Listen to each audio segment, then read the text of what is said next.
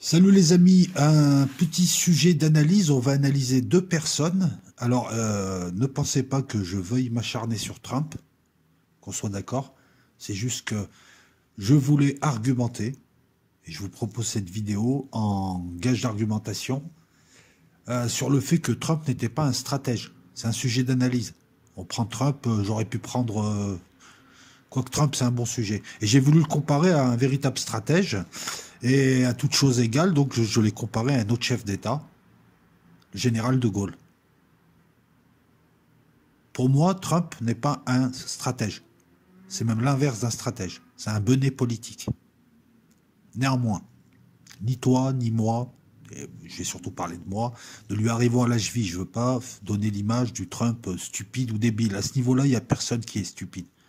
C'est juste que Trump n'est pas un stratège, je vais te montrer pourquoi. On va étudier un petit peu sa vie et la vie de Gaulle, surtout la vie de Gaulle, parce que la vie de Trump, elle est assez, pas monolithique, elle est assez vide et elle est assez mono. Voilà, ouais, elle est assez mono. Et tu vas voir ce qu'est un stratège, un chef d'État qui fait de la géopolitique, un type qui voit loin. Et je prends de Gaulle parce que c'est l'un des meilleurs du XXe siècle, c'est l'un des meilleurs. Il y en a d'autres, hein, mais c'est l'un des meilleurs. C'est pas pour rien que de Gaulle est admiré dans le monde. Je vais essayer de te faire un parallèle. De Gaulle, il naît en 1890. Autant dire dans un autre monde. Petite bourgeoisie catholique. Rien de péjoratif. Quand je dis petite bourgeoisie catholique, c'est qu'ils n'ont pas l'argent pour être de grands bourgeois catholiques. De vagues origines nobles. Du côté de son père, c'est surtout des enseignants, des chercheurs. Du côté de sa mère, c'est plus des entrepreneurs, des origines écossaises, des origines flamandes. Voilà, je te décris un peu le contexte. On a un Français de la bourgeoisie, de bonne famille, avec de bonnes manières, qui va, comment dire ça, qui va avoir de l'éducation. Un Français de l'époque. De l'autre côté, on a Trump, d'origine allemande. La société, c'est la grand-mère. Le père en hérite, c'est un riche promoteur. Eh ouais, mais ça va aider. C'est important. Comment te le décrire? Famille new-yorkaise, pété de thunes. Il n'y a rien de péjoratif, je te donne le contexte. Il y a un enfant très turbulent, grande gueule, incapable de se concentrer, suractif, pour pas dire casse-couille. Sa famille a immigré en 1885 aux USA, quand l'immigration nordique commençait à prendre le pas et qu'on a voulu justement la favoriser jusque dans les années 60, parce qu'on ne voulait pas de l'immigration italienne. Bon, 1885, les Italiens arrivent encore, mais un siècle après, enfin 10 ans après, c'était fini.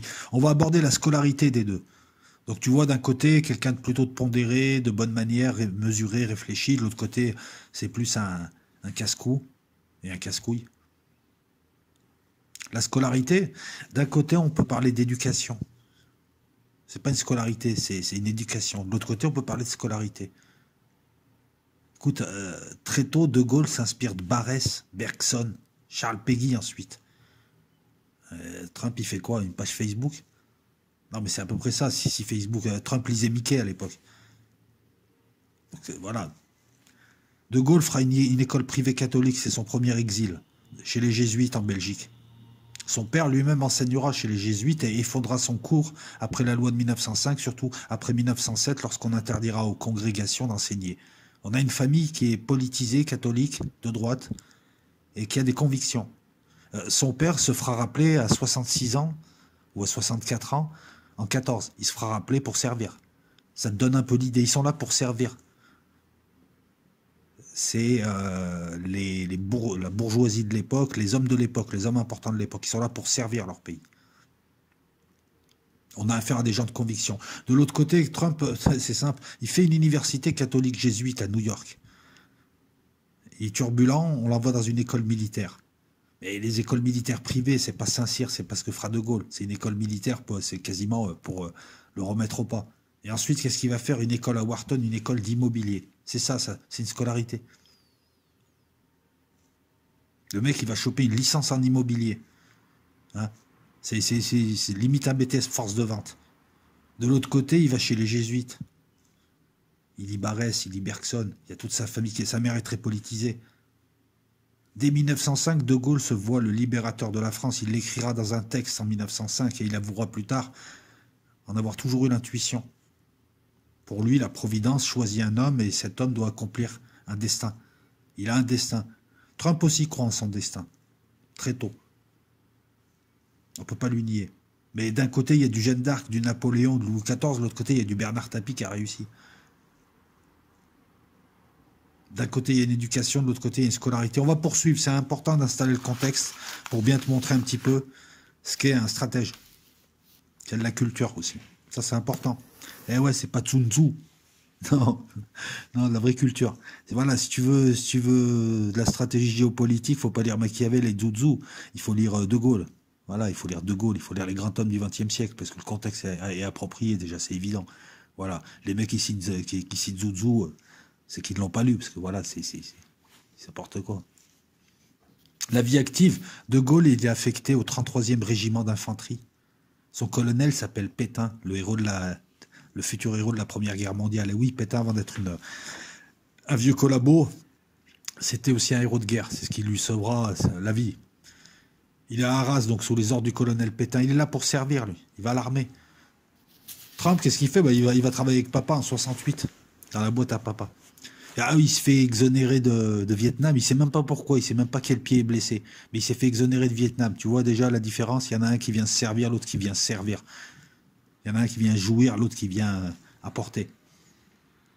Il faut que je te rappelle aussi que Fred Trump, c'est un riche magouilleur qui a des appuis.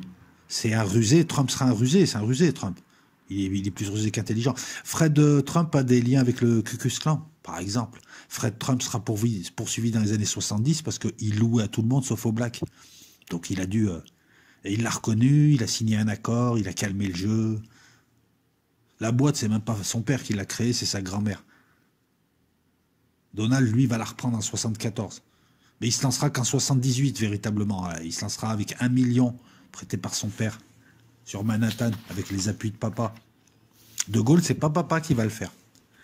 Trump, en partie, si. Même si, je te dis, ce qu'il fait, on n'y arrive pas, nous, hein, on n'y arrive pas à l'âge vie. Voilà, tu vois un petit peu les parcours. On va poursuivre le début de la vie adulte. C'est simple, je vais pas te raconter 40 000 trucs. Hein. Trump, c'est quelques anecdotes et c'est une vie dans l'immobilier, à New York. Voilà. Avec des nanas, des partouzes. Je suis désolé, hein, c'est ça, hein, Trump. Hein. Donc, les mecs, ils l'ont vu en Jésus. Jésus partouzeur, moi, je l'ai jamais vu. Et je dénigre pas, je te donne du factuel, des faits, la réalité. Et c'est un type qui est plus jouisseur qu'autre chose. Il a un appartement en or au sein de la Trump Tower, un appartement en or. Jésus, il est né dans une étable. 1913, la vie militaire. De Gaulle est là pour servir la France. Il s'engage dans l'armée. C'est ce que faisaient tous les gens qui avaient des convictions. C'est un homme d'action et courageux. Contrairement aux conneries que raconte Plancard d'Assac et quelques écrivains collabos, c'est honteux. Ce type, en 14, sera fait prisonnier, sera fait capturer. On l'a dépeint comme un homme d'action. Il va être lieutenant, il va devenir capitaine. Il est lieutenant en 1913, il devient capitaine en 1915. Je peux dire qu'avoir des grades en temps de guerre, ça signifie être courageux. Il va commander, on va lui donner le commandement d'une compagnie, la 7e compagnie, au 33e régiment. Il prendra des initiatives, il n'hésitera même pas. Et ça, c'est le De Gaulle qu'on connaît. Et tous les grands hommes, tu les verras, à un moment donné, ils sont toujours seuls contre tous. Et ils décident d'aller quelque part. Les autres ne les suivent pas, les traitent de fous. Et finalement, ils ont raison. Il n'hésite pas à désobéir. Ce ne sera pas la première fois. Ça lui vaudra 8 jours de suspension.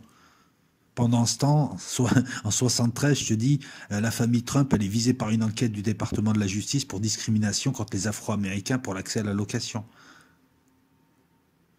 Pendant que l'un sert la France, l'autre sert un gros fils de pute. Je m'excuse, Roy Cohn, pour ceux qui connaissent, c'est le type qui a participé au macartisme. C'est un avocat pourri de la mafia. Il n'y a pas plus vicieux, tout le monde le déteste. Roy Cohn, C-O-H-N. Rien que quand tu vois sa tête, déjà, t'as peur, on dirait un psychopathe. Voilà, tu vois, les deux personnages. On nous a présenté l'un comme venant sauver le monde. Quand tu vois que le mec, il a fait surtout des soirées en Floride et il a joué au golf. Voilà, c'est pas fini, c'est que le début. De Gaulle est considéré même par ceux qui le suspendent, même par ses supérieurs à qui il casse les couilles, comme quelqu'un de courageux, quelqu'un d'intelligent. Il est peut-être un peu cassant, un peu tatillon, mais c'est un très bon élément. Et la preuve, il devient adjoint du chef de corps. C'est le numéro 2 du 33e régiment. Il rentre au 33e régiment, il est lieutenant, on lui donne une compagnie. Une compagnie, c'est capitaine minimum.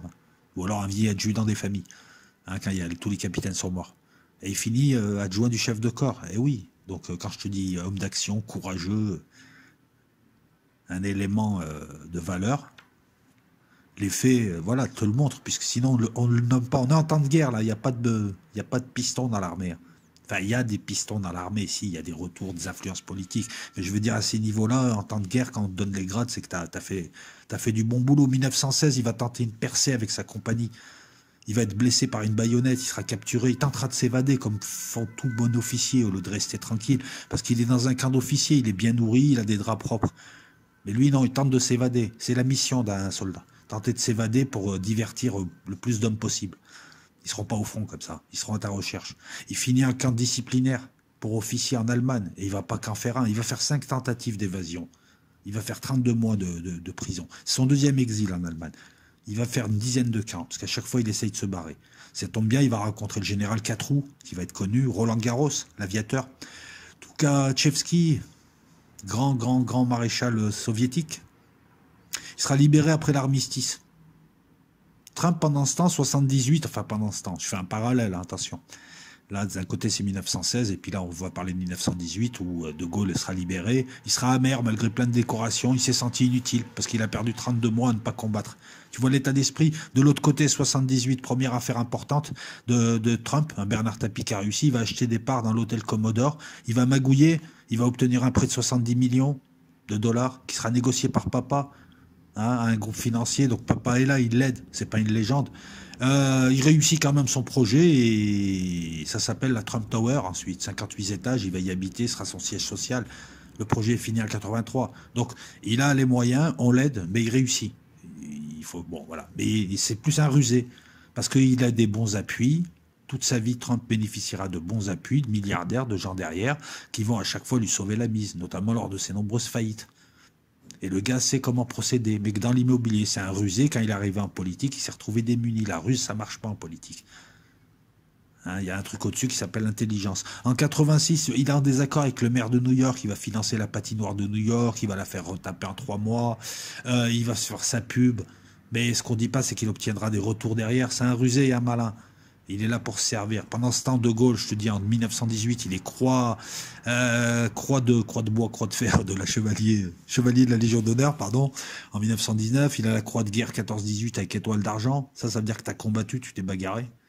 Voilà, tout De Gaulle, volonté de servir, côté chevaleresque, du caractère, des initiatives, n'hésite pas à s'opposer à la majorité. De l'orgueil, il en faut. Déjà le grand homme qui se dessine. On est dans sa phase maturation à De Gaulle. C'est la première partie de sa vie. On voit ce qu'il a envie de faire. La deuxième partie, il le fera. La légende du De Gaulle lâche, donc tu peux la balancer au panier. Si t'entends un mec te raconter ça, il raconte de la merde. Et puis ça, c'est des faits vérifiables. De Gaulle fait partie de ces gens qui sont venus servir leur pays en temps de guerre. C'est l'impôt le plus noble qui soit. Trump se sert, fait des affaires. Tant mieux pour lui, hein. Mais je te dis juste, je te montre un petit peu.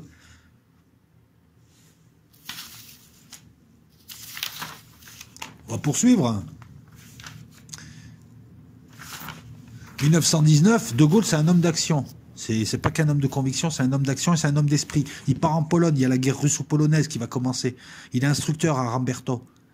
Et tout de suite, et ça on le remarque à chaque fois, hein, partout où il arrive, il monte vite. Hein. Il était lieutenant en 1913, il capitaine en 1915, limite chef de corps. Hein. Il était adjoint au chef de corps ensuite. Là, il arrive comme instructeur, il passe directeur en novembre, il arrive en janvier 19. Il est instructeur. En novembre 19, il est directeur des études. Puis, en décembre, il est directeur du cours des officiers supérieurs. Officier supérieur, il me semble que ça démarre, que je te dise pas de conneries, à capitaine. Capitaine, commandant, colonel. Mais il est déçu par son affectation. Bon, il a envie de revenir en France. C'est son 3e exil. L'autre, il n'a pas quitté New York, sauf pour aller peut-être en Floride. La véridique. Il refuse une offre, il refuse l'offre du général Henry de rester. Il va en France, il veut préparer l'école supérieure de guerre, hein, c'est pas l'école d'immobilier de New York, hein, mais il est déçu par son affectation, il repart en Pologne, il va aider l'armée polonaise, il va être cité, et il va faire un rapport, c'est un homme d'esprit, sur l'armée polonaise, et surtout sur son unique régiment de chars. Et c'est là où il commence à lancer, c'est un homme de conception, c'est un homme intelligent, c'est un visionnaire, c'est là où il va commencer à lancer son idée. tout cas, une idée qui lui vient du général Henry, je crois, et qu'il va améliorer pour en faire un concept, c'est que les chars doivent être mis en œuvre rassemblés et non dispersés. Il faut que les chars soient groupés dans des unités autonomes, dans une guerre de mouvement, pour faire le choc et percer. Le problème, c'est que l'armée française est en retard, elle est dans une doctrine défensive, elle en est à la ligne Maginot. Alors, la ligne Maginot, c'est pas une stupidité en soi. C'est que la guerre avait changé. Elle n'était plus statique comme les guerres précédentes. Les fortifications comptaient moins face à la puissance de feu qui augmentait, à la mobilité. Voilà. La ligne Maginot, les Allemands ont eu du mal à la faire tomber. C'est juste qu'ils ont contourné par Sedan, ils ont pris tout le monde à revers. Les gens ont essayé de refluer vers Paris. Et les autres, c'était voilà, la course à la mer. Certains se sont fait prendre à Dunkerque, mais la ligne Maginot, ils ont eu du mal. Hein. Il y a des fortifications de la ligne Maginot qui ont tenu et ils se sont rendus parce qu'ils n'avaient plus rien à bouffer. Je l'ai visité, j'ai visité des fortifications dans l'est de la France, de la ligne Maginot. C'est impressionnant. C'est des petites villes souterraines avec tout. Ils peuvent tenir 6 mois, même si tu les gazes. C'était pas stupide. Mais il fallait aussi composer avec une guerre de mouvement. Et ça, l'armée française n'en était pas là. De Gaulle va lancer ce concept de guerre de mouvement et d'emploi de grandes unités de cavalerie. Cavalerie, le choc, c'est plus des chevaux, comme élément de choc. Comme ça, on a l'initiative toujours stratégique. C'est nous qui attaquons, on va piquer là, on essaie de pénétrer là. C'est les autres qui sont sur la défensive. Pendant ce temps, Trump, qu'est-ce qu'il fait? Il achète, il revend des immeubles. Des logements, des bureaux, des hôtels. Il va Mar-a-Lago, là, sa résidence. C'est qui est aussi un club privé. Hein. Il faut que tu donnes 150 000 $ par an pour venir boire un verre. C'est en 85 il acquiert des hôtels, il acquiert des golfs. D'après The Economist, ça n'a pas été un super homme d'affaires, c'est pas vrai. Je pense que The Economist veut le noircir comme fait la presse américaine de gauche. Enfin, de gauche. C'est juste qu'il a été rusé. Il n'a pas été déplorable non plus. Il a fait 6 faillites entre 91 et 2009. 6 faillites de certains de ses hôtels. Mais de là à dire que c'est un homme d'affaires médiocre, non, mais c'est pas un stratège non plus. Ce qui le sauve à chaque fois, c'est qu'il y a des gens qui viennent le renflouer, c'est qu'il trouve des plans, c'est qu'il trouve des accords, c'est qu'il y a des milliardaires israéliens qui le soutiennent. Je voulais aussi te dire un truc, hein, parce que pendant 4 ans, on t'a fait croire que ce type combattait Netanyahou. Il faut savoir que le père Trump soutenait déjà Netanyahou à l'époque. Netanyahou qui était à New York, qui représentait Israël dans je ne sais quel bureau, et le père Trump, et Trump aussi, a des actifs en Israël, et le père Trump a mis de l'argent, a investi sur Netanyahou. Comme il était au Ku Klux Klan, comme il a brassé avec Roy Cohn. Donc c'est ce genre de type qui allait libérer le monde contre Israël et les sionistes. Il y a quand même une dissonance là chez certaines personnes. Je suis désolé, Trump et son père sont amoraux, sont vulgaires. C'est pas moi qui le dis, faut le voir dans les années 80, sa deuxième vie, mais ce sera toujours pareil. En fait, toute sa vie, c'est le mettre en avant. Que ce soit l'immobilier, que ce soit comment dire, la télé-réalité, le catch, que ce soit, c'est toujours se mettre en avant. Et il a cru que la politique, c'est se mettre en avant, lui et ses tweets. De Gaulle se marie en 1921, il a une femme, il a 3 enfants. Trump multiplie les conquêtes très jeune, il fait ce qu'il veut. Hein. Et voilà, je te dresse un tableau. Et il se marie une première fois avec une nana qui vient de l'Est, Ivanka. Elle est repartie, je crois, avec la moitié de sa fortune quand elle a divorcé. Mais tu me diras, elle l'a bien aidé. C'est lui qui l'a un peu trompé avec une nana qui faisait du bodybuilding, mais bien vulgaire, ça sentait là. Ah là là. Excusez-moi, ce type n'a pas de classe, qu'on l'aime ou qu'on l'aime pas. D'ailleurs, je vois pas pourquoi on l'aime. Ce type n'a aucune classe. Quoi. Il n'a aucune classe. Il est vulgaire, en fait, c'est un beauf. Quoi. Non, mais si, c'est un beauf américain. Quoi. Voilà, fête, partouze. Il était pote avec Epstein. C'est la moralité. C'est la perversion. C'est ce type qui allait sauver le monde, qui allait affronter l'état profond. Il a travaillé avec l'ICR et les Séoudiens pendant des années. Il a investi en Israël, il a investi aux Émirats Arabes Unis, au Qatar. À cette époque, dans les années 80-90, tu croyais qu'il allait leur faire la misère? Il a en affaire avec eux. Il suffit juste de regarder pour voir que les versions qu'on nous a données de Trump, qui allait se rebeller contre l'État profond, les sionistes, tout ça, ça pouvait pas tenir la route, de par son...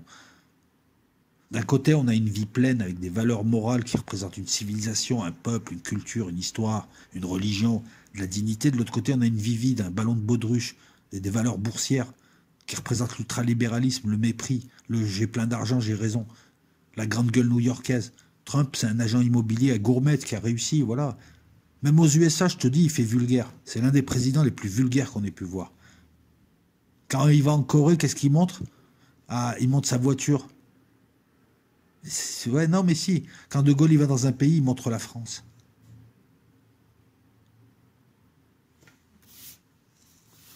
En 1929, De Gaulle va être affecté, c'est son 3e exil, il me semble, hein, ou 4e, ou 4e, non, parce qu'il y a la Pologne, il y a l'Allemagne, il y a la Belgique. Hein, il a voyagé, il connaît l'Europe, hein, il peut en parler. En 1929, il est affecté à l'état-major du Levant, à Beyrouth. La France occupait encore le Liban et la Syrie. Il est responsable du 2e et 3e bureau, à savoir le renseignement militaire et les opérations de guerre. Donc il accordera une grande importance au réseau, ça on en parlera dans d'autres vidéos, hein, les barbouzes, tout ça, gaullistes. Les réseaux gaullistes, les réseaux Focard, le SAC, le MPC de Lucien Bitterlin, les barbouzes Viettes. On en reparlera, le SDES, toutes les opérations qui ont été faites. C'est De Gaulle, il connaît l'importance du renseignement militaire. Il mène plusieurs missions de pacification dans le nord-est syrien. Trump, pendant ce temps, il fascine, mais c'est du vent, parce qu'il fascine sur quoi? Il fait sa vie, voilà, il fait la fête. Non, mais je peux te dire que ça. En 31, en novembre 31, il sera affecté grâce à Pétain, qui sera un peu son mentor. Il se brouillera avec Pétain parce que Pétain lui reprochera de ne plus le respecter, une histoire de livre, de préface. Et il s'embrouillera avec lui dans les années 30. Voilà, c'est à partir de là. Donc, à la fin, il le graciera. Mais il y aura quelque chose entre eux. Il a affecté à l'époque Pétain le protéger, il va le protéger encore. Pétain sur ce coup-là, je pense pas qu'il ait eu tort. Il a affecté grâce à Pétain au secrétariat général de la Défense nationale à Paris. Ah, on se rapproche de la politique. Jusque-là, on avait un militaire et un écrivain. Oui, un écrivain. On va parler de ses livres. Il a écrit et il avait une belle plume. Pendant ce temps, Trump, il tweet. La vie politique de Trump, c'est simple. Il va dans le parti qui lui propose le mieux pour ses affaires. Donc on est loin de l'image de Gaulle qui va servir la France et ses convictions, et les convictions familiales. Trump, lui, il va aller au Parti démocrate, puis il va aller au Parti républicain, et puis il va quitter le Parti républicain. Pendant un temps, on lui demande, les gens lui disent tu devrais te présenter à l'investiture contre George Bush. Il fait semblant d'y aller, puis comme d'habitude, c'est un tiède en vrai. C'est un tiède, il n'ose pas y aller, il recule au dernier moment. Les gens lui en voudront à l'époque. Après, il va critiquer George Bush. Il revient au Parti républicain en 2012. Juste avant, il était au parti de la réforme. C'est un type qui n'a pas de conviction politique, c'est un opportuniste. La seule chose qu'il a de politique qui tienne encore, c'est son isolationnisme. Il prône l'isolationnisme américain, même s'il a passé son temps à intervenir dans le monde pendant 4 ans. Là, encore une fois, c'est un fait.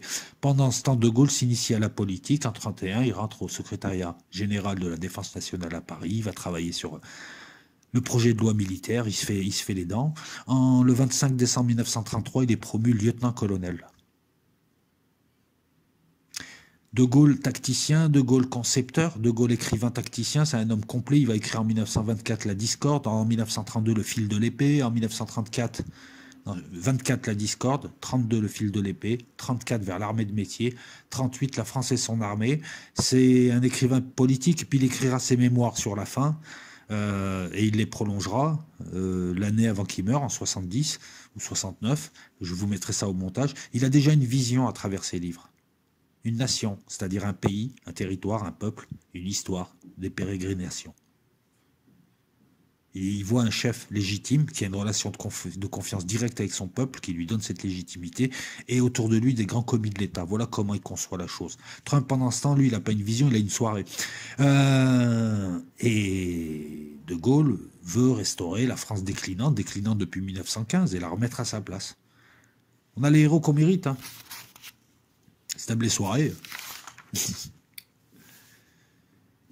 Tiens, petite anecdote. Dans les années 80, Fred Trump s'est rapproché de Netanyahou, qui représentait l'ISR à l'ONU.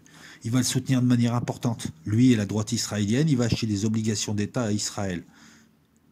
À ton avis, tu penses que Donald Trump était l'ennemi d'Israël, de Netanyahou?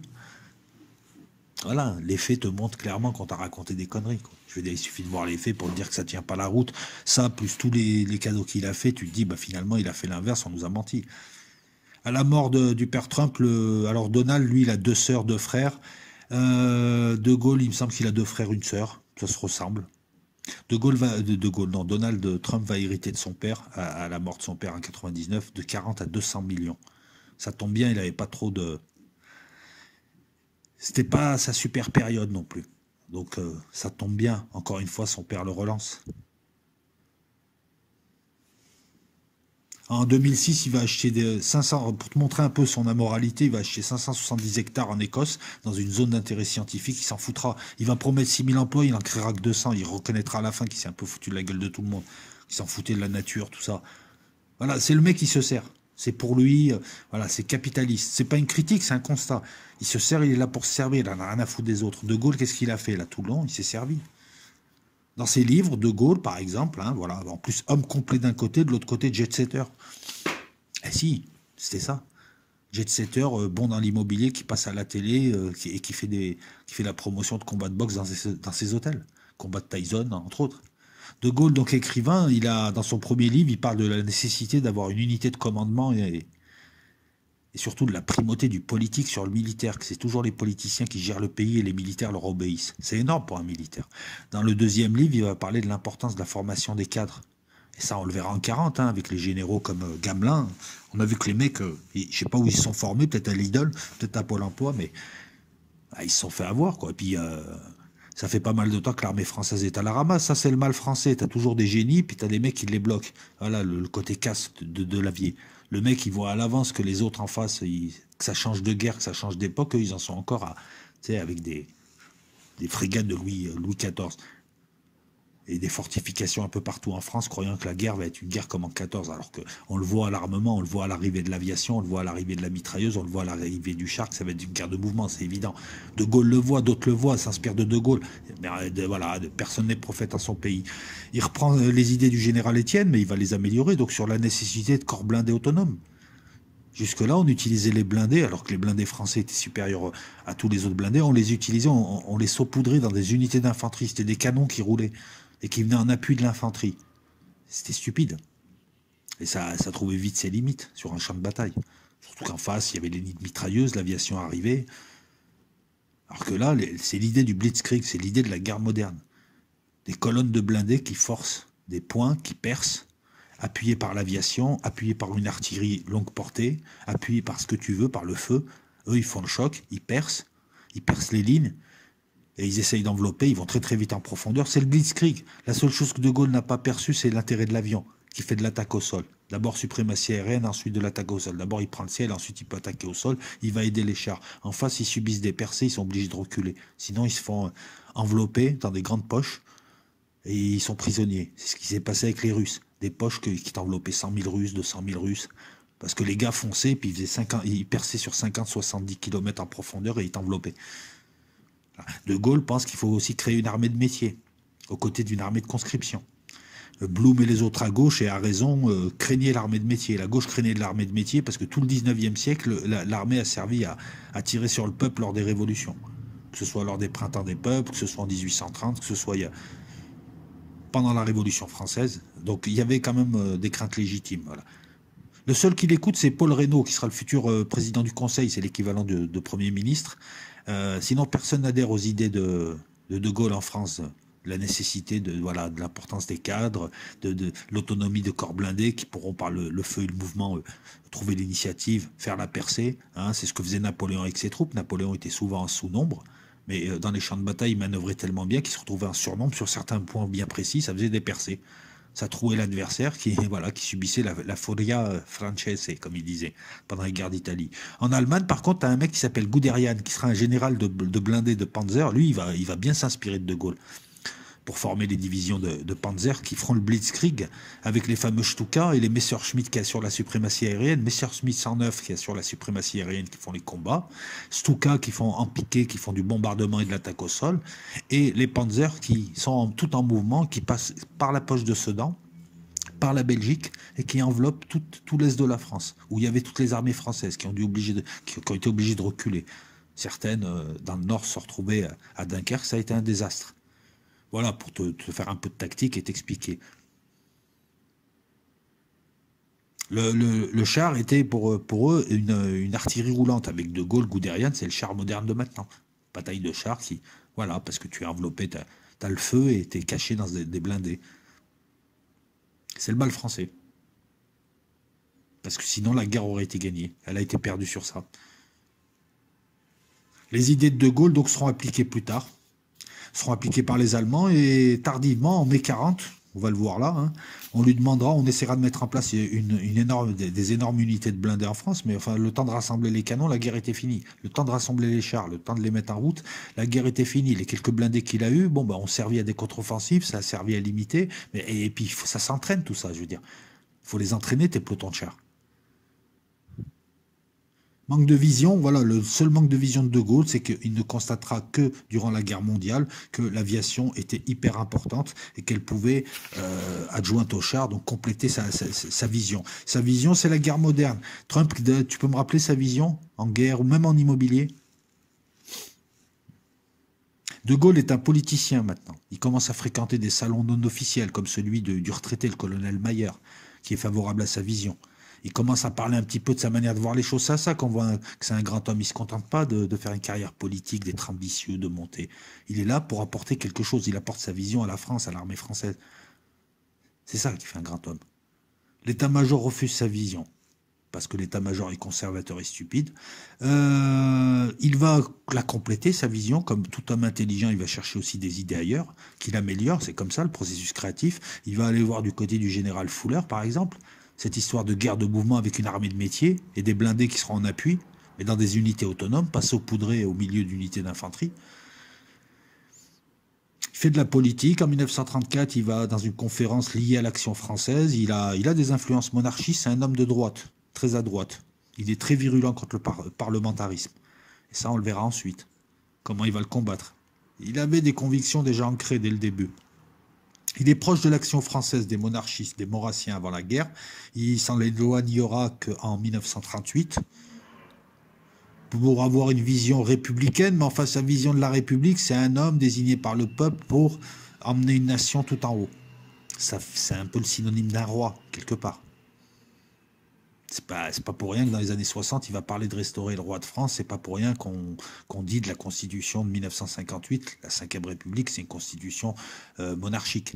Il a fallu attendre Balladur et le Bourbon, le traître, hein, parce que c'est à partir de là qu'il y a eu la déchéance de la France. Hein, on retrouve Louis-Philippe, hein, Balladur, Louis-Philippe, la 4e République, hein, voilà. T'as Napoléon, ensuite à la chute, jusqu'à De Gaulle. Oui, Napoléon jusqu'à De Gaulle, après, t'as qu'une chute. Parce que les partis pro-atlantistes, les partis pro-russes, enfin pro-URSS, tout ça.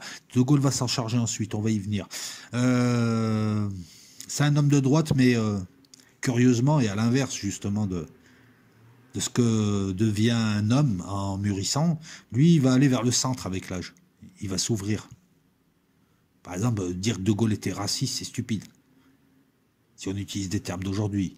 C'était un homme de son époque, conscient de la place de son pays, de ses valeurs, de sa tradition, et voilà. Et il va s'éloigner un petit peu des Maurassiens pour aller plus vers Charles Péguy, qui est un démocrate chrétien. Donc il y a le côté militaire et droite et le côté chrétien aussi.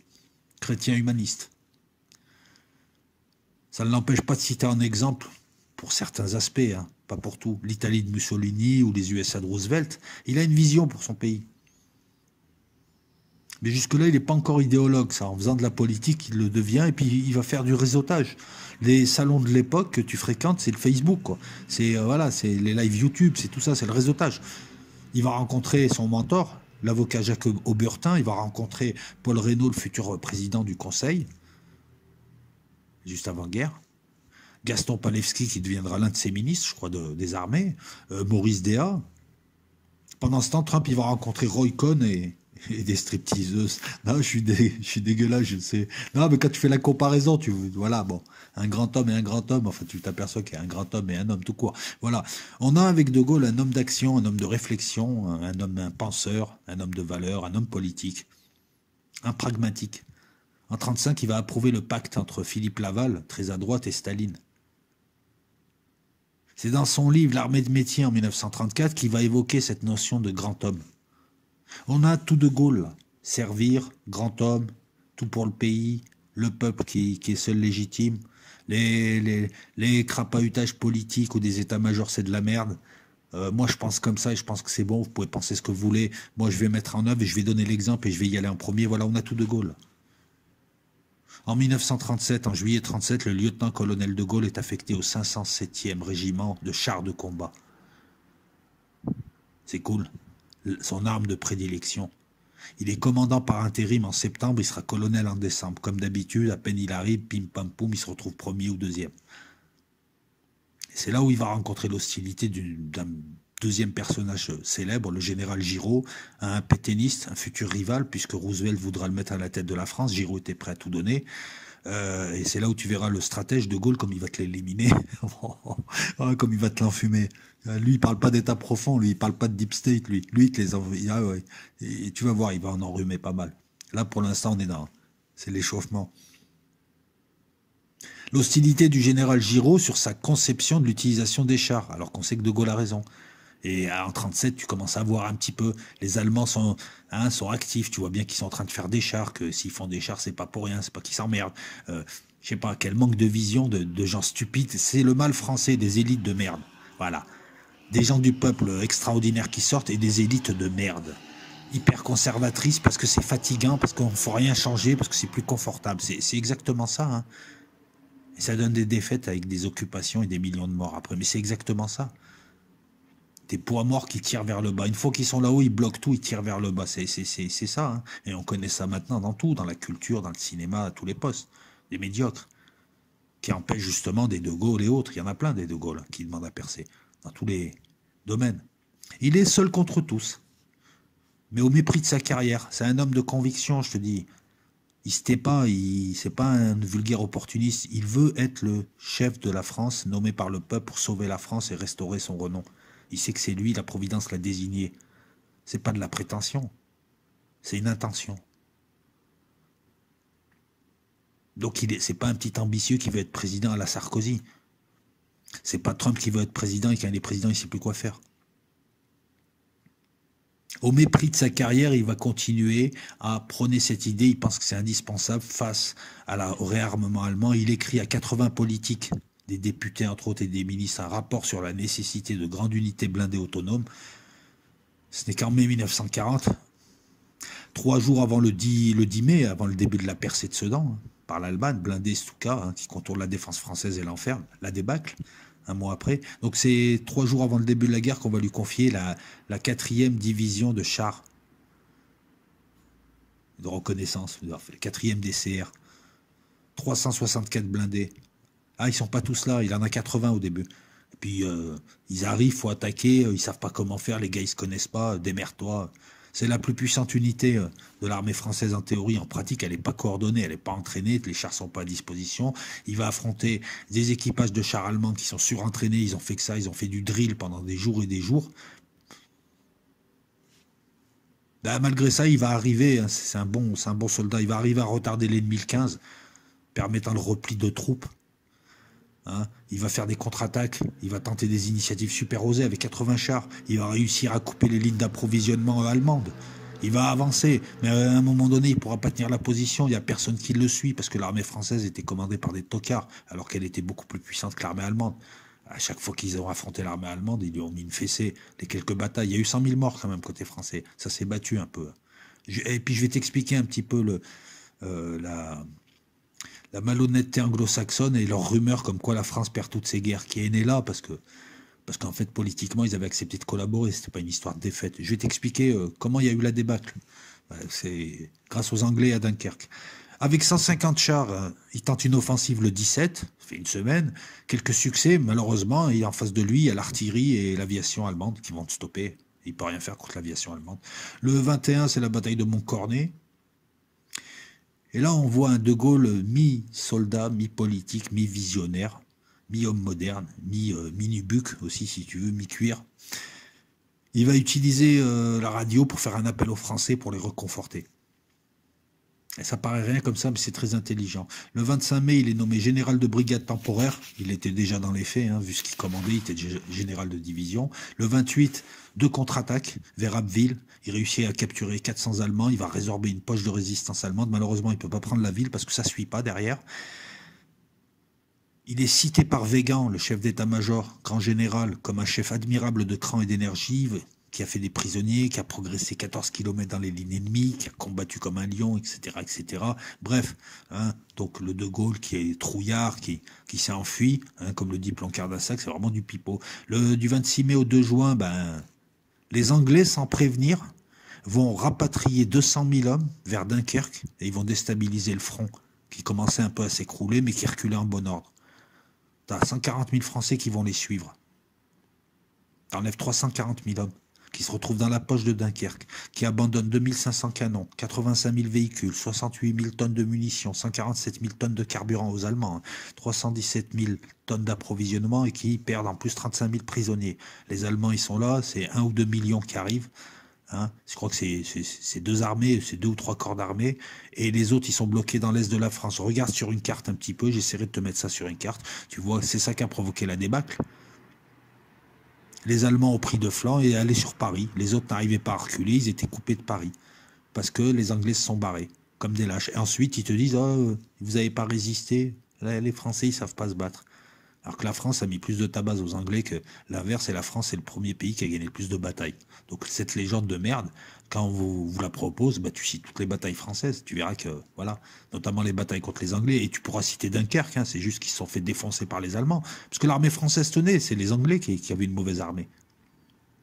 Ça, encore une fois, tu peux vérifier, c'est pas du chauvinisme.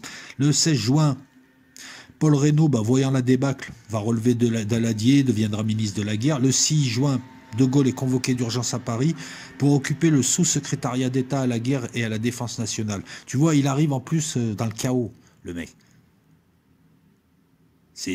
Voilà. C'est le début de sa carrière politique au forceps, il arrive dans le chaos. Il arrive en sauveur. Il arrive dans des circonstances troubles. Ça aussi, tu le vois chez les grands hommes, quand tu regardes leur itinéraire.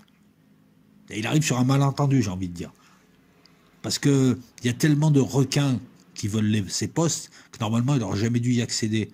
Là, c'est la Providence qui lui ouvre les bras, qui lui ouvre le chemin dans la jungle des politiciens. Le 10 juin, Paris est ville ouverte. La France a signé un armistice parce que les gens qui ont pris le pouvoir, c'est-à-dire Laval, Pétain, tous les cagoulards, ont préféré collaborer et baisser leur culotte devant les Saxons, trahissant leur patriotisme en carton, puisque l'ennemi, le vrai rival, c'est les anglo-saxons. De Gaulle, lui, il s'est opposé aux Saxons. Il s'est peut-être aidé des anglo-saxons, des Anglais, mais il va les bloquer, il va bloquer les Américains ensuite. Donc lui a relevé la France, parce qu'il voulait une France indépendante. Eux ont collaboré avec l'un des rivaux millénaires. Voilà, il n'y a pas photo, que tu sois de droite, d'extrême droite, raciste, facho, nazi, ce que tu veux, c'est ça la vérité. La France avait la possibilité, Hitler jusqu'au bout s'est méfié en disant c'est un pays qui peut nous sortir sans division d'excellents combattants, je ne comprends pas. Ça a été un choix qui a été imposé à la population. Parce que le combat était entre Français. Ces gens avaient la haine des autres Français, de la gauche française, du centre français, de tout un tas de gens. Ils ont préféré collaborer avec l'ennemi en te disant on préfère collaborer avec les Allemands. Et en faisant croire en plus qu'ils ne collaboraient pas, c'est rigolo. Ne me dites pas qu'ils ont préservé la France. Les milices, la milice, la Gestapo française ont passé leur temps à faire du marché noir et à torturer des gens. Parce que Pétain te faisait croire qu'il combattait les anglo-saxons. Il y a eu quelques batailles avec les Anglais, mais il a donné son cul aux Allemands. De Gaulle, lui, tu vas voir la deuxième partie de sa carrière. Il affronte les Allemands dans la première partie. Il part comme un voleur, une main devant, une main derrière. Il va revenir vaillamment. On va poursuivre. Paris, ville ouverte le 10-6. Donc on a les pétainistes et les incompétents. Et de l'autre côté, on a De Gaulle, Reynaud, l'autre France. Celle qui veut continuer le combat, qui ne veut pas s'arrêter. Un homme de conviction. Tout est perdu. Il n'y a plus rien. Il est plus rien. Il a plus un rond. Voilà, il est plus rien du tout. Ils veulent continuer le combat. Il décide, lui, il partira à Orléans, puis il va partir à Briare. Il y aura une conférence avec Churchill, il est quasi ministre de la guerre. Churchill veut que la France continue le combat, parce que si la France continue le combat, elle peut freiner les Allemands, l'ogre, Wehrmacht, et les Anglais, ça sera beaucoup plus simple pour eux, malgré la débâcle. Il faut se rappeler aussi que Churchill avait promis 25 escadrilles d'avions. Ça aurait aidé aussi à éviter la débâcle. Elles ne sont jamais arrivées. Quand tu connais ça, tu comprends pourquoi la France est tombée. Elle avait tout son flanc nord qui dépendait de l'armée anglaise, les gars ils se barrent. En 2 semaines ils se barrent. Et ils osent se foutre de la gueule des Français. Alors que c'est eux qui ont faibli devant les Allemands, qui se sont enfuis, qui ont pris une fessée à Dunkerque. Alors voilà. Si vous êtes 5 et vous êtes entouré et que tu en as 2 qui laissent rentrer les gars, votre carré, il vaut plus rien. Paul Reynaud ne veut pas partir en Angleterre. Il veut pas donner, déléguer ses pouvoirs gouvernementaux et transférer l'État auprès de George Mandel. Donc il va démissionner. Qu'est-ce qu'il y a d'autre d'intéressant pour nous? C'est simple. De Gaulle, voyant que tout était fermé en France, va quitter la France le 17 juin. Il va franchir son Rubicon. Pendant ce temps, Trump, il fait des soirées, il achète des hôtels, il joue au golf. Non, mais je peux rien te dire d'autre sur Trump, parce que toute sa vie, c'est ça. Jusqu'à, tu vas voir. Reynaud, donc, il veut pas transférer son gouvernement à Mandel. Il demande à De Gaulle de poursuivre le combat. De Gaulle, le 17, il s'en va. Le 18, il fait son appel du 18 juin. Il y a eu plusieurs appels. Il y a eu notamment l'appel du 26 juin. Mais cet appel restera dans la légende, parce que pour la première fois, au plus bas de l'histoire, des Français entendent un général leur dire que le combat continue, que c'est pas fini. C'est un visionnaire, ce type. À l'époque, il n'y avait pas les réseaux sociaux, il n'y avait pas la presse intercontinentale. En faisant cet appel, il dit au monde entier, à tous les Français du monde, on est encore là, et on est à Londres. Ça va permettre de rallier du monde, tous les comités de la France libre, dans le monde, partout. La France, à l'époque, c'est un empire, il y a aussi des colonies. Tous ces gens savent qu'il y a encore, ils proposent une alternative. Non, nous refusons la collaboration. Pétain, c'est pas le gouvernement. Nous combattons encore. Nous sommes là. Ils citent pas Pétain parce que les Anglais se sont opposés à l'appel. Et les Anglais, en fait, ils ont voulu le manipuler. Viens, on va t'aider. Comme ils font toujours avec les guérillas qu'ils font dans d'autres pays. Ils pensaient que la France, c'était un pays du tiers-monde. Et donc, on va trouver un chef de guerre, une sorte d'Haftar. On va le manipuler. Ça n'a pas marché avec De Gaulle. Ça, c'est un stratège, un fin politicien et un tacticien. Il est là-bas, il va s'appuyer sur eux, mais il ne se fera jamais manipuler. C'est même lui qui va manipuler. Puisque finalement, grâce à l'aide des Américains et grâce à l'aide des Anglais, il va se refaire la cerise et ensuite il va les bloquer en France. Les Anglais ne connaissaient pas encore les intentions de Pétain. Donc ils ne voulaient pas qu'il soit attaqué. Et eux, ils voulaient un Français qui continue le combat. Le problème, c'est qu'il a baissé le survêt. Enfin, il a baissé le treillis, j'ai envie de dire. Trahison historique. De Gaulle, donc, avec son appel là, de la BBC, de Radio Londres, hein, qui galvanise, rallie. Et puis, ça, c'est de la tactique. Il n'y a plus personne. Il va s'imposer en chef. Le chef, c'est celui qui parle. Il s'impose en chef. Mais il devient aussi une cible. Hein. Il risque sa vie. Hein. Mais il a un destin. C'est son coup de force. Il se voit en homme providentiel qui va libérer le pays. La providence lui fait des appels. Et là c'est marrant aussi, les traîtres. En France, on va lui annuler sa promotion de général, comme si c'était la première préoccupation. Le président Lebrun, qui est au chou, va mettre un décret qui le mettra à la retraite d'office comme mesure disciplinaire. Il y aura un conseil de guerre où on va d'abord lui donner du 4 ans de prison et ensuite on va le condamner à mort, on va lui faire perdre sa nationalité française. Lui, il prend des risques, il prend des initiatives. Il est à Londres, il est à 30 km de la France, il est condamné à mort pour ce qu'il fait. Donc l'appel, c'est peut-être un coup de force, mais il franchit le Rubicon. Hein. Parce que si les Anglais le lâchent et le rendent à la France, il est 4 ans de prison, et ensuite il sera condamné à mort, avec Pétain. Il est fini. C'est un homme d'action et c'est un homme courageux.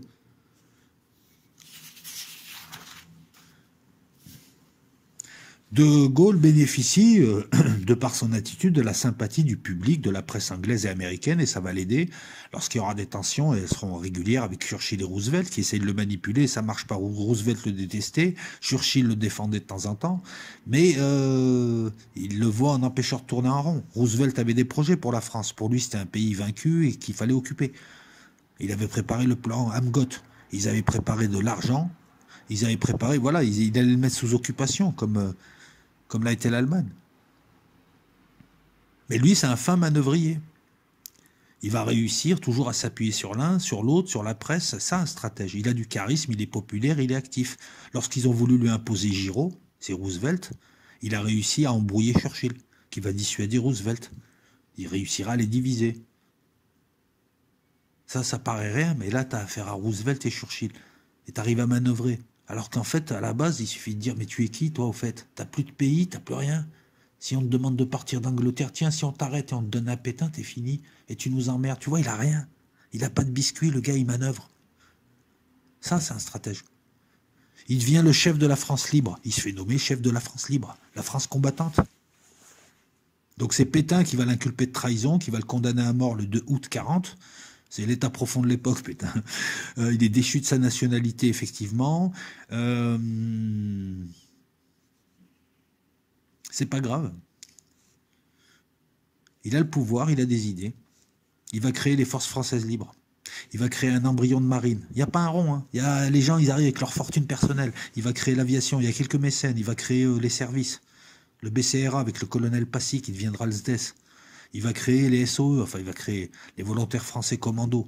De type Bob Maloubier et autres, qui donneront ensuite les forces spéciales françaises et qui serviront là dans des forces spéciales étrangères entraînées par les Anglais, c'est le SOE, pour faire des opérations de sabotage en territoire ennemi. Tu te fais attraper, t'es mort, t'es fusillé. T'es pas considéré comme soldat, donc tu vois, chaud.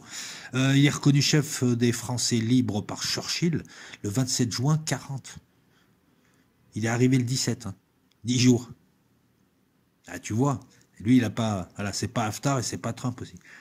C'est un stratège, c'est un tacticien. Il est courageux, il a des valeurs, il est pragmatique. Il va se relancer grâce aux anglo-saxons qui seront ses futurs adversaires. C'est ça aussi, c'est une constante chez lui. Il est aidé ou il va se servir de gens qui deviendront ses adversaires, ses obstacles. Il va se servir des partis pour devenir président. Il va se servir des colons pieds noirs algériens pour devenir président après les événements de 58, ça tu vas le voir. Ensuite, il deviendra leur adversaire. Il va se servir de Pétain pour sa carrière. Enfin, il va se servir, Pétain va le protéger, ça deviendra son adversaire. Giroud était son supérieur, ça deviendra son adversaire. Les Anglais, les Américains viennent pour l'aider et ensuite, il a compris qu'en fait, ils étaient très intéressés. Il arrive à s'en débarrasser. Ça, c'est un tacticien. Il joue avec l'ennemi d'après pour battre l'ennemi du moment. C'est ce que font les anglo-saxons maintenant. Et ensuite, il s'occupe de l'autre. Quand il finit avec les Allemands, il a déjà en tête les communistes et les atlantistes. Et le gars, il n'a rien à la base. Il a son charisme et la sympathie qu'éprouvent les peuples pour lui. Et il arrive à se relancer comme ça. Hein. Il va se rendre utile au bout de moment. Voilà, il fait des bouts de route ensemble avec les gens et c'est lui qui les gicle du chemin quand ils ne lui servent plus. Ça, c'est fort, ça. Il n'est pas avec une milice aussi. Il restaure l'État français, la vraie France. Il refuse l'armistice. Pour lui, le gouvernement légal et immoral, le vrai gouvernement, c'est eux. Et que la France est insoumise à la fatalité. C'est ça son credo.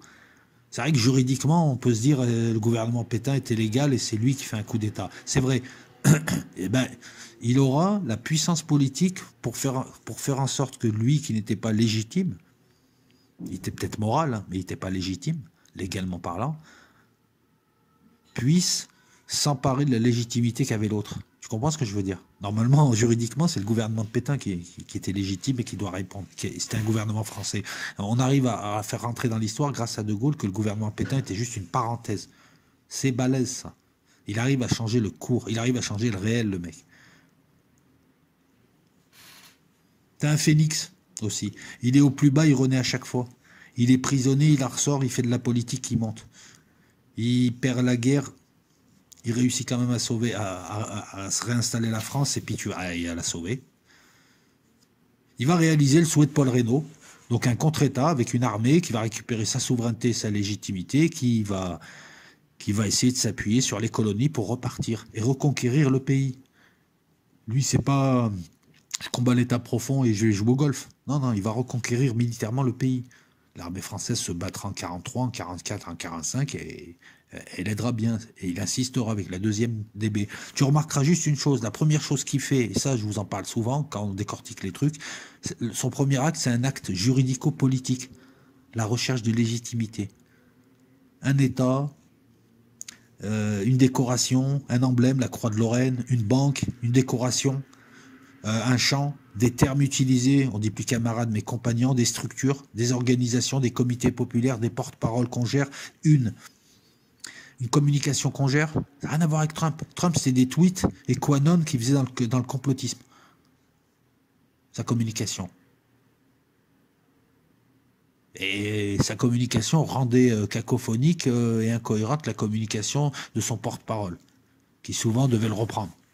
Là, on a un type, la première chose qu'il fait, c'est du juridique, du politique. Je suis légitime. Ensuite, je peux bâtir. Il bâtit sur le droit. Il bâtit sur une idée.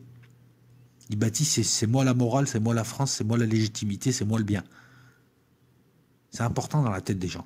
Surtout les gens de l'époque qui avaient des valeurs. Maintenant, on est un peu amoureux, mais le 27 octobre 1940, il va organiser un premier conseil de défense de l'Empire. Et ensuite, eh ben, il tente la reconquête. D'abord en Afrique équatoriale française, le Tchad, le Gabon, la Centrafrique, une partie du Congo. Hein, c'est comme ça qu'on appelait l'AEF. Hein, c'était comme ça que c'était appelé l'AEF. On retrouve ces zones AOF et AEF avec le CFA, il y a 2 zones économiques, on retrouve ça. Donc là, ces colonies, ben, elles se rallient à lui, à des territoires du Pacifique, qui se rallient à lui. Le problème, c'est qu'il veut aussi les AOF, le Sénégal, et tout ce qui est autour. Le Gabon, je ne vais pas tous te les citer, le Togo. Il y a la bataille de Dakar. Ils tentent avec les Anglais un coup de force, les troupes françaises pétainistes les attendent, c'est eux qui gagnent. C'est un échec. L'AOF reste chez Pétain. Et il a besoin de l'AOF. Alors t'inquiète pas, Dakar il va le récupérer, puisque la 2e DB, qui se fera appeler Rhin et Danube ensuite, hein, parce qu'elle ira jusqu'en Allemagne, lors de la reconquête, elle partira de Dakar. Mais c'est un échec, et cet échec fait douter Roosevelt, qui dit, attends, c'est peut-être un tocard, c'est peut-être un Haftar, ce type. Il n'avait pas le droit à l'erreur. Ce qui est important, c'est de voir qu'il va s'appuyer sur les colonies. Tu comprendras mieux pourquoi ensuite, il va avoir une vision de la décolonisation, qui est bien plus intéressante que la vision des crevards. Il ne faut pas libérer la puissance. Il avait compris en 1945 que la puissance d'un pays, ce n'était pas les territoires. Que beaucoup de ces territoires coûtaient plus d'argent qu'autre chose, qui n'avaient plus d'importance stratégique, et qu'il fallait repenser l'armée et la politique étrangère française, qui se voulait indépendante dans le cadre de la 3e voie, autrement. Il fallait une armée moderne, une armée de polytechniciens, il fallait maîtriser le nucléaire. Quant à la décolonisation, il fallait bien la gérer. C'est lui qui est sorti par la porte et qui est revenu par la fenêtre avec des accords. Il a mis des PDG dans certains pays. C'est grâce à lui que jusque dans les années 80, il y avait encore... la France-Afrique, c'est pas forcément bien, c'est pas forcément pas bien. C'est sécuriser des approvisionnements, empêcher que les communistes s'emparent de l'Afrique. Maintenant, il y a la Chine en Afrique. Empêcher que les anglo-saxons aussi. Tant qu'à avoir des partenaires, autant que ces ex-colonies soient partenaires avec la France. Mais il a été malin, il faut être honnête, il les a un peu roulés. Voilà. Le seul gros morceau qui a été un gros morceau, mais qu'il a aussi bien géré, c'est l'Algérie, qui aurait pu faire écrouler, qui faisait tomber des gouvernements. Revenons d'abord, puisqu'on est encore dans la guerre, revenons d'abord à cette guerre. Donc la France libre va créer un État alternatif qui refuse l'inadmissible, malgré le fait qu'il soit condamné 2 fois par contumace. Il repart sur les colonies, comme je te l'ai dit, et il va réussir à obtenir l'appui de la résistance intérieure. Tout ce que je te dis là, c'est hyper tactique. Obtenir des ralliements, envoyer des émissaires, c'est tout à la confiance. Je te rappelle qu'il est rien, ce type, que personne ne le connaissait en mai 40. C'est pas Rémi Daillé. Il va réussir à obtenir l'appui de la résistance intérieure. Il va réussir à fédérer les communistes résistants, les FTP, avec les résistants gaullistes, avec les cagoulards et la résistance d'extrême droite. Il y en a eu aussi. Et même la résistance étrangère, les FTP Moy, main-d'œuvre ouvrière étrangère. Manoukian, c'est le plus connu. Il a été fusillé je ne sais où. Voilà, c'était un Arménien qui était résistant. Mais il y a eu beaucoup de résistants aussi, même des colonies. Passy, Brossolette, Pierre Brossolette, Jean Moulin. Ils étaient là pour unifier la résistance. Ah, ça travaille. Extérieur, je m'appuie, je crée un État, du droit, des structures, de l'équipement. Je commence à installer, tu vois, tacticien hors pair, faut le faire. En France occupée. C'est grâce à De Gaulle que la France va éviter, je te dis, l'occupation par les Alliés, et elle réussira l'exploit d'être à la table des vainqueurs. Après la collaboration. Tu la vois la stratégie là? Tu la sens la stratégie? Tu la sens la tactique? Le mec il a rien du tout, il a une moustache, un uniforme. Tu la vois la providence? Ça c'est de la stratégie. Je vais pas te faire toute la guerre. La France libre va devenir la France combattante, et petit à petit va grossir, elle va intégrer la résistance intérieure, il va la fédérer, il va obtenir, tout en surveillant les communistes qui montaient. Il savait déjà qui seraient les futurs adversaires, les communistes, les atlantistes, les USA, la Grande-Bretagne. Mais pour l'instant, son ennemi, c'était l'Allemagne. Et les pétainistes. Voilà, c'est taken le mec. Il en élimine un, il y en a deux autres qui arrivent. Donc il a des stratégies hybrides. Une stratégie à court terme, une à moyen terme et une à long terme, intégrées toutes les trois dans une seule stratégie. Ces appels à la radio te montrent un De Gaulle visionnaire et moderne. C'est un homme d'image. Enfin là, c'est plutôt un homme de son, mais tu verras qu'il va utiliser la télé aussi. On va le découvrir à la télé, c'est un homme d'image. Il fera des discours pour se montrer, le discours de Bayeux. Pour la première fois, on voyait le général. Ah, c'est lui, il est grand, 1m93. Le grand Charles. C'est l'image d'un bourgeois, fils de famille, tatillon, cassant, orgueilleux, qui est aussi hyper populaire, qui réussira à éviter à la France de sombrer. Par son ralliement à Londres, il va préserver les intérêts français, ses possessions. Churchill s'est engagé à ne pas prendre les possessions françaises. Il a calmé Churchill. De Gaulle... Bah écoute, Trump a eu 200 millions de dents depuis novembre. Eh ouais, c'est 200 millions quand même, ça fait beaucoup. De Gaulle ne voulait pas de dons.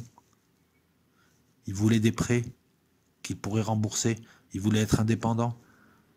Il expliquait bien à Churchill en lui disant « Je combats pas avec pour vous, je combats à vos côtés.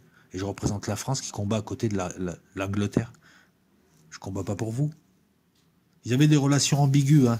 Parfois chaleureuses, parfois tendues. De Gaulle était anglophobe dans les années 30. Et De Gaulle refusera par 2 fois que la Grande-Bretagne rentre dans l'Union européenne parce qu'il savait que ça allait faire le jeu américain. Et donc il le refuse à Churchill la première fois, alors que Churchill a un peu aidé quand même.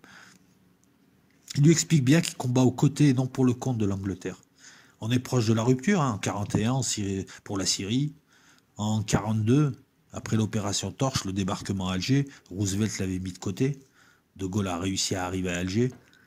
Les gars, ils font un débarquement sans lui pour s'arranger avec les pétainistes. Lui, c'est qu'il y a Giraud. Il arrive, dans les 3 jours, il est à Alger, sur les hauteurs d'Alger. Je connais bien l'endroit. J'ai même été dans le bureau où il était. Ça s'appelle le Splendide. C'était un lycée français où j'étais. C'était un lycée, le lycée Descartes. Il était installé là-bas. Et il fait de la politique et c'est lui que les Français des colonies verront. Et il se réimpose face à Roosevelt en disant « C'est moi, je suis incontournable ». Ça, c'est de la tactique. Il jouait pas au golf.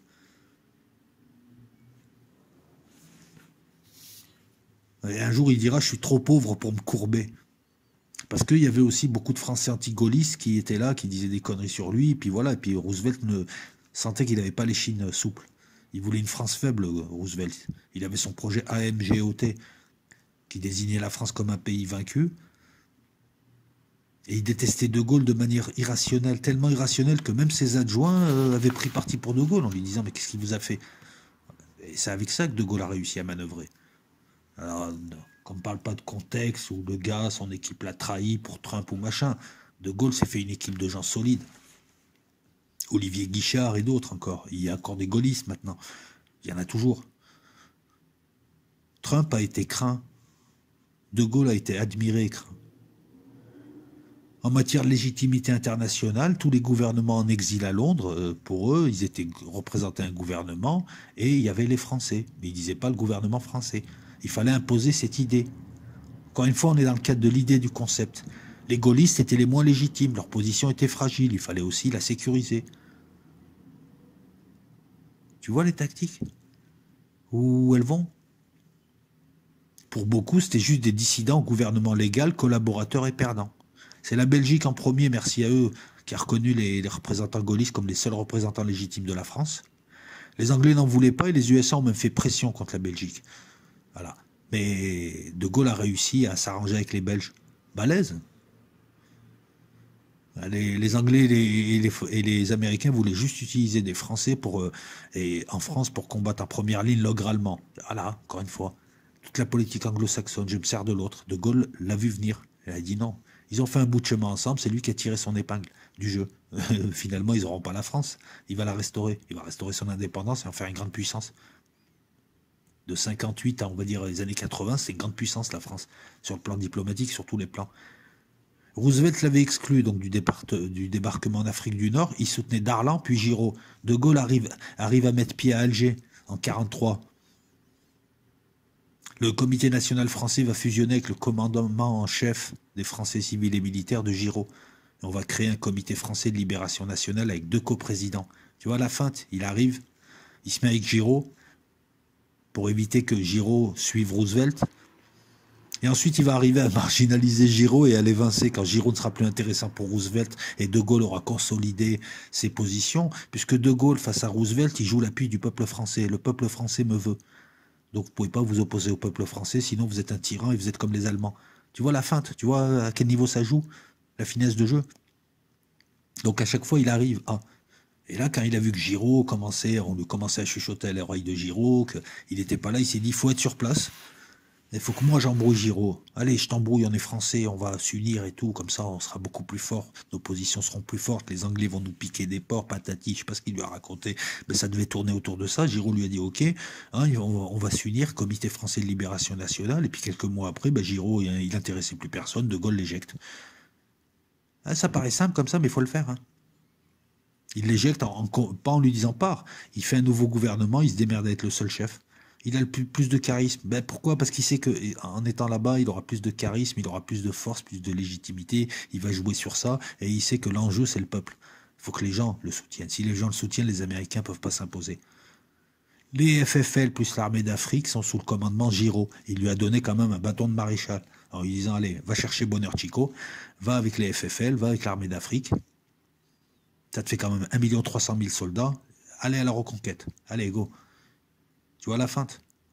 Il le vire sans souplesse, c'est pas les Sopranos, tu vois, il l'assassine pas, ils te le mettent pas sur le côté, parce qu'il peut pas, il a pas les moyens. Faut qu'il joue fin, quand même. Ils jouent tous un jeu, ils savent que l'autre joue un jeu, mais ils sont obligés d'être fins. Le 3 juin 1944, le gouvernement provisoire de la République française à Alger est nommé. On a un gouvernement légitime, et fort, et unifié. Depuis 1937, le lieutenant-colonel, il en a fait du chemin. Il risque sa vie, il risque tout un tas de choses. Hein. Il risque sa vie, il y a un commando français qui va le chercher à Londres, c'est fini. Quand il va à Alger, il y va comment? En bateau. Le bateau peut se faire intercepter. En avion, l'avion peut tomber. Ce que je suis en train d'expliquer, c'est que lui risque véritablement sa vie. De Gaulle posera pied en métro, en Normandie, le 14 juin 1944. Direct, il va faire son premier discours, c'est le célèbre discours de Bayeux. C'est là où les Français vont le découvrir en image. Ils voient un type d'1,93 m. Ils vont voir qui est. Mais il fait le discours, voilà, je suis le chef, tout le monde sait qui je suis, maintenant tout le monde va me voir. Encore une fois, légitimité. Très vite, gouvernement national et autorité, unification de la France, tout un peuple derrière lui. Il peut dire aux Américains, votre projet AMGO là, d'administrer par des colonels américains la France, ça marche pas. Il les virera dans les années 50. Il virera les dépôts de l'OTAN et autres dans les années 50. Hein, c'était l'époque du fameux US Go Home. Ils seront chassés progressivement dans les années 50-60, quand il reviendra au pouvoir. Mais il a compris qu'ils étaient là, voilà, nos amis américains. Non, c'est pas nos amis américains. Les gars, ils se servent de ta chute pour essayer de... Ils te prêtent ta montre et ils te donnent l'heure. La 2e DB va libérer Paris le 25 août. De Gaulle tenait à ce que des Français libèrent la France. Et les Allemands se sont fait défoncer, même leur division SS, par la 2e DB. 2e DB qui est ma division, je crois. Non, moi c'était la 1re DB, bref. Parce que c'est des divisions qui restent. L'armée française montre qu'elle est aussi forte que l'armée allemande. De Gaulle va vite se réinstaller au ministère de la guerre. Il sait que maintenant c'est une autre partie qui démarre. L'autre partie, c'est le gouvernement anglo-saxon, les communistes et l'URSS derrière, et les ennemis intérieurs, la gauche, mais aussi les partis atlantistes. Il a déjà cerné le truc, ça c'est un stratège. Il a la vision stratégique, et ensuite il va utiliser ses tactiques. Il va falloir vite éliminer les derniers pétinistes, occuper la place et gérer tout ça. Les communistes de l'époque sont armés, tout le monde est armé en France, hein, après-guerre. L'épuration sauvage, c'est 200 000 morts, hein, avec des bandes qui rentraient, qui tuaient des gens, qui volaient, qui pillaient dans les campagnes. Il y avait beaucoup de faux résistants, C'est quand même une période anarchique. De Gaulle évitera que la France tombe dans l'anarchie et restaurera vite des services de police, restaurera vite les services de gendarmerie. C'est pour ça qu'il a laissé en place pas mal de policiers qui étaient déjà sous Pétain. Un blâme par-ci, une remontrance par-là. Voilà, si tu n'avais pas trop de sang sur les mains, si tu n'avais pas de sang sur les mains, tu restais. Le discours de Gaulle, c'est le discours d'un homme d'État, d'un monarque. Il explique, c'est là où il impose la théorie de Vichy qui était une parenthèse. Théorie qui va s'appliquer juridiquement. Le 26 août, il va descendre les Champs-Élysées pour avoir la chaleur populaire, la ressentir. Il veut s'approprier le peuple. Le GRPF, gouvernement provisoire de la République française, donc c'est GPRF plutôt, est transféré à Paris le 9 septembre 1944.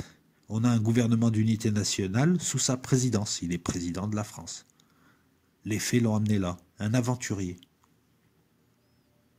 Il y a une assemblée constituante qui est élue en octobre 1945, donc on va élire il y a des personnes, oui, oui c'est ça plutôt, une assemblée constituante qui est élue. Voilà, on propose des gens, voilà, souvent des anciens députés et autres, beaucoup de résistants. Elle a pour objectif de se dissoudre une fois qu'elle a établi une constitution. Première constitution proposée en 1946, et c'est là, c'est une bagarre entre la gauche et la droite, le vrai clivage. Gauche patron, gauche prolo, droite patron, c'est la misère. La France souffre, c'est la grande misère qui va durer jusque dans les années 60. Les ouvriers souffrent. C'est beaucoup d'acquis sociaux naîtront de la Constitution de 1946, pas la première, la deuxième, qui est un peu plus à gauche. On va pouvoir installer le CNR, la sécurité sociale. Sous la présidence de De Gaulle, même s'il n'était pas forcément favorable, il a permis l'installation de la sécurité sociale, tous les avantages sociaux qu'on nous a enlevés progressivement. Droit de vote des femmes. Lui, au pouvoir, il a vite compris un truc, il a nationalisé la Banque de France et il a nationalisé toutes les grosses entreprises. C'est simple, il allait proposer une troisième voie qu'il proposera par la suite. Il va mettre en place l'assurance maladie obligatoire, la Sécu. Et encore une fois, il va être en désaccord avec tout le monde. Il est en désaccord avec l'Assemblée constituante sur la conception de l'État et des partis. Je vous rappelle que c'est un ancien monarchiste et que les parlementaires, il ne les aime pas trop parce qu'il sait qu'ils sont juste là pour le bout de gras et discuter. Donc il va démissionner. Il est président, il aurait pu... Voilà. Je ne suis pas d'accord. Vous avez été élu par le peuple. Moi, je suis là. Qu'est-ce que j'ai à faire? Je pars. Un grand homme d'État. Un homme de conviction et un légaliste. Eh oui, il a des valeurs, hein, c'est un fils de bonne famille. Et puis il a rempli sa mission. Enfin, c'est ce qu'il croit.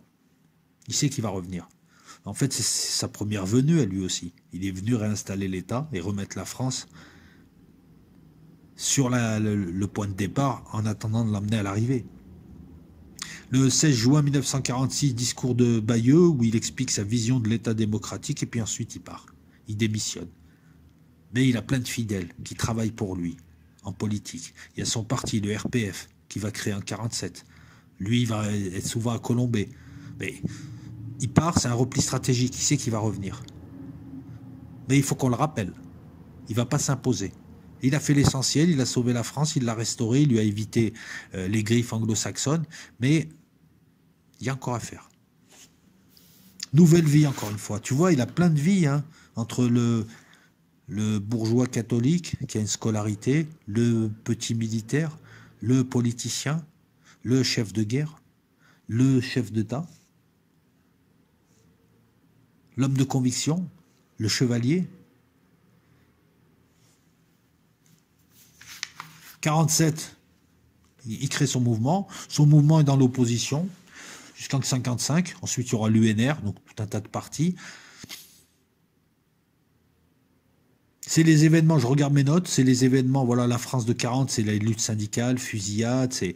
La 4e République s'installe en 46. Je t'explique, c'est les Américains qui dirigent le Conseil des ministres, c'est les communistes qui veulent, qui veulent que l'URSS arrive, et au milieu, tu as les Français. Avec des partis, c'est les mêmes partis qu'on retrouve avec Sarkozy, qu'on a retrouvé avec Hollande, c'est des partis atlantistes, pro-américains, lécheurs de cul, pro-Israël aussi.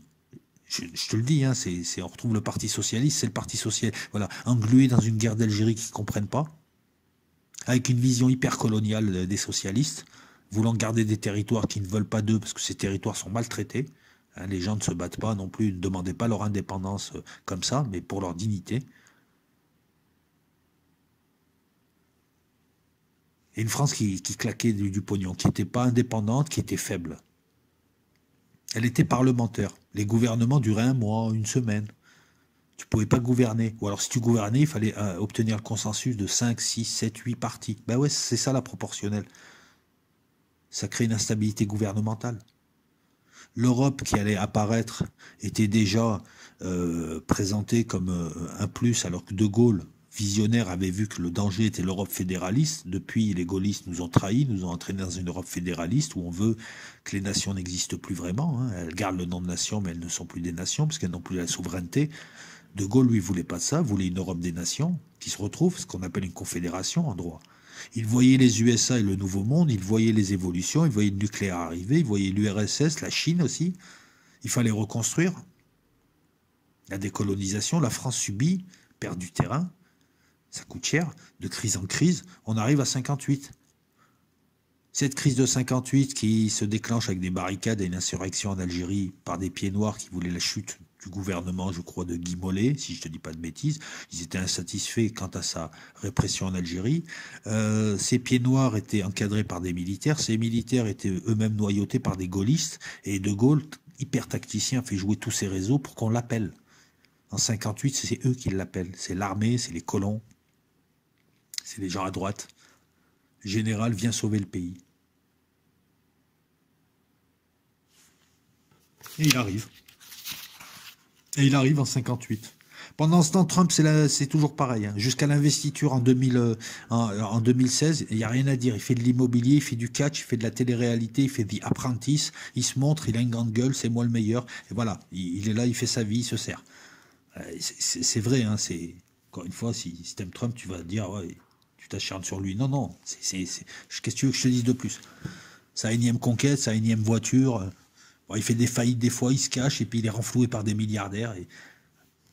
Les gaullistes, pendant la 4ème République, se divisent un petit peu aussi. Hein, mais ses fidèles vont préparer, et il en a des fidèles, lui. C'est la différence entre un stratège, un tacticien et un grand homme et un blaireau, et un benet, pardon. C'est qu'il y en a un qui a des hommes fidèles prêts à mourir pour lui, et l'autre qui est entouré de gens, et finalement qui ne le suivent pas quand il commence à délirer. Ses fidèles préparent son retour, 58 il revient. C'est encore une fois une nouvelle vie. C'est le moment, je pense, le plus prestigieux. Il redevient chef d'État. Il arrive à la faveur de la crise de 58, qui est bien gérée par ses fidèles, donc qui utilise l'armée, qui utilise les pro-colons, les pieds noirs, les politiciens de droite. Il va rebondir là, c'est le grand monarque, c'est la deuxième venue. Il revient pour remettre la France en selle, parce qu'elle était au plus bas. L'insurrection le 13 mai 58, comité de salut public, et encore une fois, c'est marrant, hein, il est rappelé par Salan. Il est appelé par Salan. Un Salan qui sera condamné à mort par De Gaulle, puisque Salan sera le chef de l'OAS. Organisation terroriste d'extrême droite qui va tuer plus de 5000 Français. Refusant l'autodétermination et l'indépendance algérienne et qui provoquera des meurtres. Hein. On parlera un jour de l'OAS, mais il faudra au moins une dizaine de vidéos. C'est très complexe. C'est Léon Delbecq, l'un de ses fidèles. Tu en as d'autres, Olivier Guichard et d'autres. Le dernier grand fidèle gaulliste, c'est Philippe Séguin, je pense. Sinon, la droite française a trahi De Gaulle depuis longtemps, hein, depuis Chirac. Hein. Je veux dire, ils ne sont pas gaullistes, ils ont tout donné. Chirac qui signe l'acte unique et qui laisse la France rentrer dans l'Europe, et qui est l'acte unique de 85 qui annonce Maastricht de 92, c'est de la trahison. Voilà. Le seul qui est encore souverainiste, c'est peut-être Séguin, et qui avait une certaine classe. Hein. Ne me parlez pas de De Villiers. Ils ont agité les gens, ils les ont pris en main, ils ont contrôlé le mouvement. Ils ont tout fait en 58 pour le faire revenir, et ça marche. Encore une fois, il va utiliser ses futurs adversaires pour arriver. La situation, donc, on va te la faire simple. Le 29 mai 58, le président René Coty, qui est un président d'opérette, parce qu'il est choisi par les parlementaires, un peu comme aux USA, il n'a pas la légitimité populaire, et il est là juste pour mettre les chrysanthèmes à chaque fête, fait appel à lui. Il est soumis à des pressions, hein, c'est quasiment... Mitterrand parlera de 58 en déclarant que c'était... Il écrira d'ailleurs un livre dessus qui s'appellera « Le coup d'État permanent ». C'était une sorte de coup d'État. Hein. Coty était obligé. De Gaulle devient Premier ministre, enfin président du Conseil, chef de gouvernement, le 6 juin 58. C'est le dernier président du Conseil. Président du Conseil, maintenant dit Premier ministre. Il a 6 mois pour gouverner avec des ordonnances. Il n'est pas obligé de présenter des lois au Parlement, il gouverne avec des décrets, si tu veux. Voilà, des ordonnances. Qui seront validés ensuite. La première chose qu'il fait, à ton avis, qu'est-ce qu'il fait? Juridico-politique, une nouvelle constitution. C'est la constitution française, c'est les structures qui créent ces mécanismes, qui créent ces relations de cause à effet qui font que nous coulons. Il va falloir recréer une nouvelle structure, une nouvelle superstructure. L'infrastructure, c'est le droit, la superstructure, c'est la constitution, elle unifie toutes les structures. Il met Michel Debré, son futur Premier ministre, un très très bon. Il le met sur le coup avec des constitutionnalistes et il crée une constitution sur mesure, d'autant qu'il a été échaudé par la constitution de 46. Une constitution sur mesure qui permet de donner les moyens aux chefs de l'État et au gouvernement qu'il va désigner, qui leur donnera les moyens d'exercer le pouvoir que leur a donné le peuple. C'est-à-dire un exécutif fort, bicéphale en apparence, un président de la République et un Premier ministre, mais en réalité c'est le président qui dirige, le Premier ministre ferme sa gueule ou démissionne, un Parlement avec des pouvoirs certes, mais contrôlés. C'est là où on verra la récupération de tout ce qui est loi, par le biais de l'article 37, par le biais... C'est un bijou, cette constitution. Tout constitutionnaliste te le dira, c'est un bijou. Fait pour qu'on ait un président fort qui dirige et qui domine le Parlement. Le Parlement est là pour l'aider à... Il installe le scrutin majoritaire qui va donner des gouvernements de 5 ans, de 6 ans, de 3 ans, de 10 ans. Ce pas des gouvernements d'une semaine comme celui de Bourges-Monory. Une constitution qui fait qu'il y ait un homme, un peuple, une nation, des serviteurs de l'État, les grands commis. Et il tente sa petite quenelle. C'est là où il va... Voilà. Pour l'instant, c'est les partis. Les partis sont là, ils l'encadrent, comme Trump. Il se dit, mais les partis, eux, et les députés des partis, ils sont légitimes parce qu'on vote pour eux directement. Et c'est eux qui ensuite, avec des conseillers généraux, des sénateurs qui me désignent. Donc, si je veux ouvrir ma gueule, je dois être autant légitime qu'eux. Encore une fois, on est dans le juridique. C'est un type qui est fin. Donc, il faut que je sois élu comme eux. Donc, il essaye en 58 de placer l'élection du président de la République au suffrage universel, ce qu'aurait dû faire Trump. C'était la première chose à faire pour Trump, en s'appuyant sur le peuple. Ensuite, il aurait été plus puissant que le Congrès. Parce qu'il avait le charisme en plus. S'il ne l'a pas fait, c'est que c'est un gland, ou alors c'est qu'il ne voulait pas et qu'il y a anguille sous roche. C'est la première chose à faire. En 58, on la refuse. Il va forcer le truc. Pendant 4 ans, on va avoir une crise politique avec des partis, le cartel des noms, De Gaulle, c'est un dictateur, blablabla. Ils vont agiter les gens, ils vont commencer à comprendre qu'il est en train de les doubler, parce qu'il a clairement affirmé qu'il allait remettre la France au centre du jeu. Il va préconiser la troisième voie, ni droite ni gauche, une association capital-travail, ça rappelle un peu le credo de R. Voilà, France dans la modernité qui redevient une grande puissance incontournable. Malgré sa petite taille, elle va être incontournable vis-à-vis de la Chine. En tout cas, la Chine, l'URSS, les USA et toute puissance émergente devront faire avec la France. La France a des intérêts. Maintenant, elle va les conserver différemment. Elle va être beaucoup plus maligne. Les colonies coûtent beaucoup pour ce qu'elles apportent. On va s'en sortir différemment. Tout ça, je rentre pas dans le détail. Moi, ce que je veux te montrer, c'est les points clés où il a fait preuve d'une intelligence hors pair. En 62, écoute, c'est simple. Les partis le bloquent. Il leur a dit d'accord. On va demander au peuple le référendum. Tu comprends pourquoi les référendums, depuis De Gaulle, les gouvernements successifs ne les utilisent pas, et depuis un certain nombre d'années, depuis le traité de Lisbonne, ils veulent plus faire de référendum. Le référendum, c'est je demande directement au peuple oui, non, et s'ils disent non, je risque de démissionner, même si je suis pas obligé. C'est un désaveu public. Eux, ils préfèrent jouer avec les parlements, des trucs comme ça, pour faire passer leurs grosses mesures. De Gaulle a dit c'est le peuple qui est le barbeau. On va demander au peuple, référendum, le référendum passe. Les partis ferment leur gueule. Parce que c'est le peuple qui a décidé cette fois. Et c'est le peuple qui donne la légitimité aux deux. Tu comprends? C'est le frère et la sœur qui s'embrouillent et qui demandent au papa, le peuple. Et il a dit non, De Gaulle. À partir de 62, et donc ça sera mis en place en 65, il y aura une élection, les Français désigneront directement leur président de la République, lui donnant une légitimité égale, voire supérieure, à celle des parlementaires, qui n'ont pas bonne presse. Il a une légitimité monarchique, avec une constitution comme ça, avec une élection comme ça, il court-circuite le Parlement, d'autant que là c'est 7 ans la présidence, 7 ans c'est long. Pourquoi on a réduit la présidence à 5 ans? Ça affaiblit un mandat. Il peut s'appuyer sur un gouvernement avec une majorité stable, il désigne le Premier ministre, et ils sont tous élus par le peuple. Il peut diriger et agir sans retard. Alors que sous la 4e, il ne pouvait pas prendre une décision, il y avait des crises politiques tout le temps, il fallait gérer un peu ce que connaît la Belgique des fois, avec des crises où pendant 2 ans, il n'y a pas de gouvernement. Ça tranche avec une 4e République instable. Comme quoi une constitution peut affaiblir un pays et le tuer. C'est pour ça que lorsqu'on parle de l'Europe, de ces traités, c'est eux qui tuent le pays. Tu les enlèves et le pays retrouve sa puissance. C'est ce que doit faire le prochain De Gaulle. C'est pas que du droit, là. C'est du concret. C'est une idée qui est concrète. Puisqu'elle implique tout le reste, après.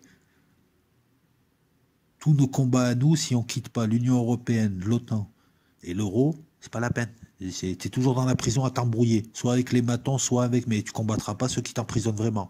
Soit avec les matons, soit avec les autres détenus, mais ceux que tu dois viser, voilà. La Constitution est promulguée, votée, ce que tu veux, le 28 septembre 1958. Seule la Guinée la refuse, elle prend son indépendance, puisque De Gaulle proposera aussi à tout un tas de pays de prendre leur indépendance ou pas, moyennant de l'argent ou moyennant pour rembourser. Alors tous ceux qui me disent, oui, mais la France a construit en Afrique. Mais tu sais, quand ils ont demandé leur indépendance, les accords France-Afrique ont imputé le coût des infrastructures qui ont été construites. Ça a été remboursé d'une certaine manière. Peut-être pas totalement, non, mais je le dis, c'est tout, sans esprit de polémique.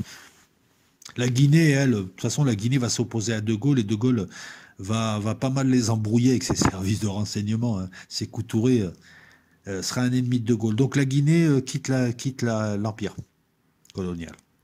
De Gaulle est élu le président de la République le 21 décembre 58. Il rentre en fonction le 8 mai 59. Et là, direct, il va appliquer ses convictions. Il n'a pas varié d'un iota. Il veut une communauté européenne de nations. Il est souverainiste. Il veut l'indépendance de la France vis-à-vis des USA. Il n'hésitera pas à le dire en envoyant un mémorandum à Eisenhower en 58 pour lui expliquer que la France était indépendante dans l'OTAN. Elle allait aider, elle était occidentale, elle allait aider les Américains, mais elle avait sa propre politique. Il surveillera les Russes, mais il ne sera pas hostile de manière phobique. Parce qu'il y a un passé avec la Russie, et il pense que la Russie, il parlera de l'Europe, d'où déjà de Brest jusqu'à Vladivostok, ou je ne sais quoi, il y avait une formule où il incluait la Russie dans l'Europe. Pour lui, c'était des Européens. Pour l'Algérie, il propose la paix des braves. Il explique clairement que l'Algérie n'était pas gardable, que les pieds noirs étaient... C'est lui qui le dit. Hein. Pour lui, étaient d'infâmes coloniaux qui ne voulaient pas céder des avantages qu'ils auraient dû céder aux Algériens, que les Algériens étaient des musulmans et que, vu comment était leur démographie, on ne pouvait pas intégrer l'Algérie à la France, sinon au bout de 50 ans, 60 ans, il y aurait une population qui ne représente pas la France. Et il avait parlé de colomber les deux mosquées. Non, mais il avait dit des trucs sensés. Ouais, et puis il avait évité le grand remplacement de l'époque. Voilà. Donc il préférera faire des accords et donner l'indépendance à l'Algérie. Il y a eu des accords secrets qui ont fait que la France a gardé des pans de l'Algérie entiers dans le sud pour faire des essais nucléaires, pour faire tout un tas de choses. Même là, maintenant, il y a tout un tas de choses qu'on ne sait toujours pas. Donc pour ceux qui pensent que la France s'est retirée, s'est fait arnaquer, non, elle a été maligne, De Gaulle a été malin, il a conservé les intérêts français. En partant, il a fait des accords qui lui ont permis quand même de se renflouer. Et tout le monde y gagnait. Tout le monde y gagnait. Après, si l'argent n'est pas reversé aux populations, c'est un problème interne à tous ces pays, je veux dire. Voilà, mais tout le monde y gagnait. Et puis c'est de la géopolitique, hein. Il défendait les intérêts de la France. Donc, il voyait aussi que l'Algérie était coûteuse et que cet argent-là, hein, c'était à la fin, on était quasiment à du 2 milliards d'anciens francs par jour, consommés par la France. Elle ne pouvait pas. Pour entretenir cette guerre, qui était coûteuse en hommes, qui était coûteuse en tout, qui faisait baisser le prestige de la France, il y avait la torture, il y avait tout un tas de choses. Les anglo-saxons faisaient les décolles. Alors les Américains, avec Kennedy, et ça me fait rire, on jouait les types qui étaient anti-colonie. Ben, eux, ils ont colonisé pendant tout le 19e siècle toute l'Amérique du Nord, ils ont massacré, ils ont tué, ils ont piqué la Louisiane, ils ont piqué aux Mexicains, je crois, un tiers des USA, ils ont tué les Indiens. Et alors quand on voit Kennedy faire la leçon à De Gaulle sur l'Algérie, ça me fait rire. Bref. Mais en tout cas, il fallait absolument décoloniser et décoloniser bien. Ce que ne comprenaient pas les gens, lui, il l'avait compris. Et que qu'ensuite les efforts devaient porter sur une armée moderne. Écoute, dans les années 60 arrivent les premiers sous-marins nucléaires lanceurs d'engins, là. Il n'y a pas beaucoup de pays dans le monde qui en ont. De Gaulle, de par ses positions avec l'Algérie, avec ses négociations, parce qu'au bout d'un moment, je t'épargne les détails, mais au bout d'un moment, après que les services aient tout essayé, il s'est mis en tête de discuter avec le FLN, qui était le seul crédible, en plus le FLN qui avait un petit peu fait ce qu'avait fait De Gaulle, hein, qui a réussi à s'imposer comme représentant du peuple algérien, etc. etc. Il réussit à négocier l'autodétermination, puis l'indépendance. Ça, c'est assez bien fait. Et les accords après, les accords secrets, ce qu'il y a, c'est que l'OAS et une partie des Français, beaucoup de gens qui sont au Front National, une partie des pieds noirs aussi le détestent. Hein. Je peux comprendre, mais donc parmi tous ces gens, ben, tu as des gens de l'OAS, 20 attentats de Gaulle. De Gaulle, c'est 20 attentats. Le pire, c'est celui du petit Clamart, où sa déesse se fait mitrailler à coup de mitraillette, mais c'est le Mont Fargeon avec une bombe, et systématiquement, il s'en sortira, mais d'un cheveu, c'est un miracle. Je crois qu'après l'attentat du petit Clamart, je crois que il me semble que c'est son pantalon, ou je sais pas quoi, qui avait été touché, mais rien de grave. Il avait dit, mais quel maladroit ce tireur. Qu'on me dise pas qu'il n'était pas courageux. 20 attentats, avec toujours derrière des relents de CIA, de Mossad, parce que De Gaulle commençait à être la bête noire des Américains. C'était l'Européen qui voulait pas, qui les embêtait. Et ils ont toujours eu peur, même jusqu'à Mitterrand, jusqu'à Sarkozy, ils ont toujours eu peur que la France, enfin, on va dire jusqu'à Mitterrand, ils ont toujours eu peur que la France bascule à l'Est. Et ensuite, De Gaulle, c'est une armée de polytechniciens, c'est une force nucléaire, c'est un franc fort, c'est une réindustrialisation de la France en utilisant la dévaluation. C'est l'association capital-travail, par exemple la création de l'intéressement. C'est le refus du Royaume-Uni dans la communauté européenne, parce que sinon ça allait devenir une communauté fédéraliste. Il avait bien anticipé le coup.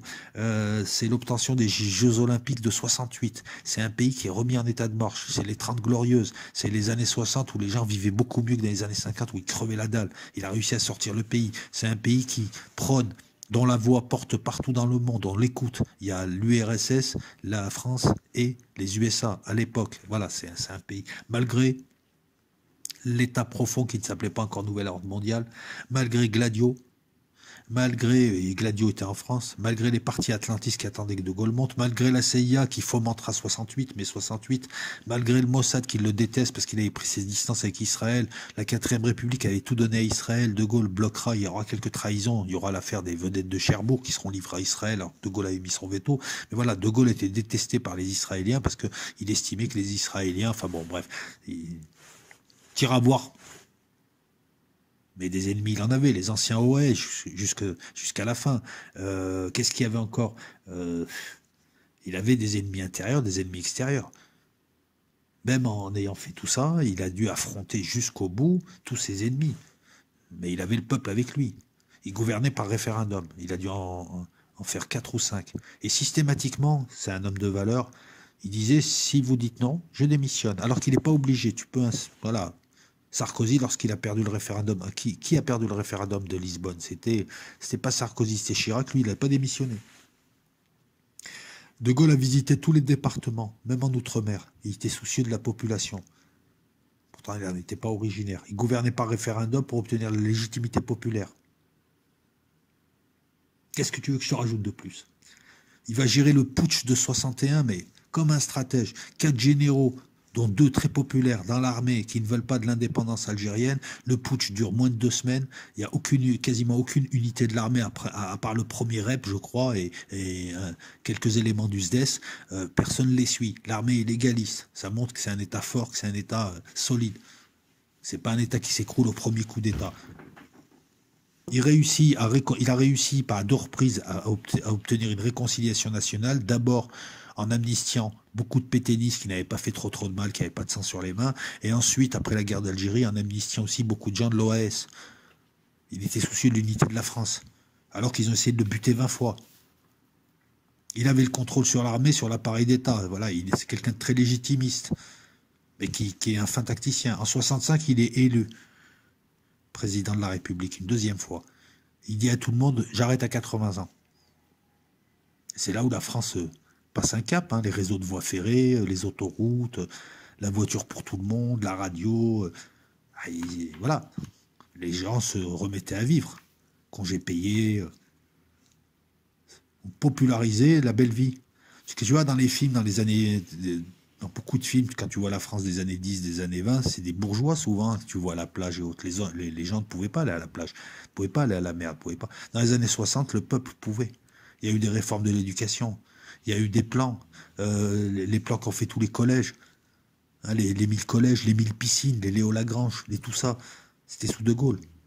L'éducation populaire, le français moyen qui lisait le journal, qui avait des idées en politique, qui savait où était le capital. Voilà, c'est ça ce il a reconstruit un pays qui est redevenu fier. En 65, c'est la télévision qui s'introduit dans la vie politique, il va s'en servir, il va dynamiter Mitterrand. Et il prévient qu'il n'ira pas au bout de son mandat.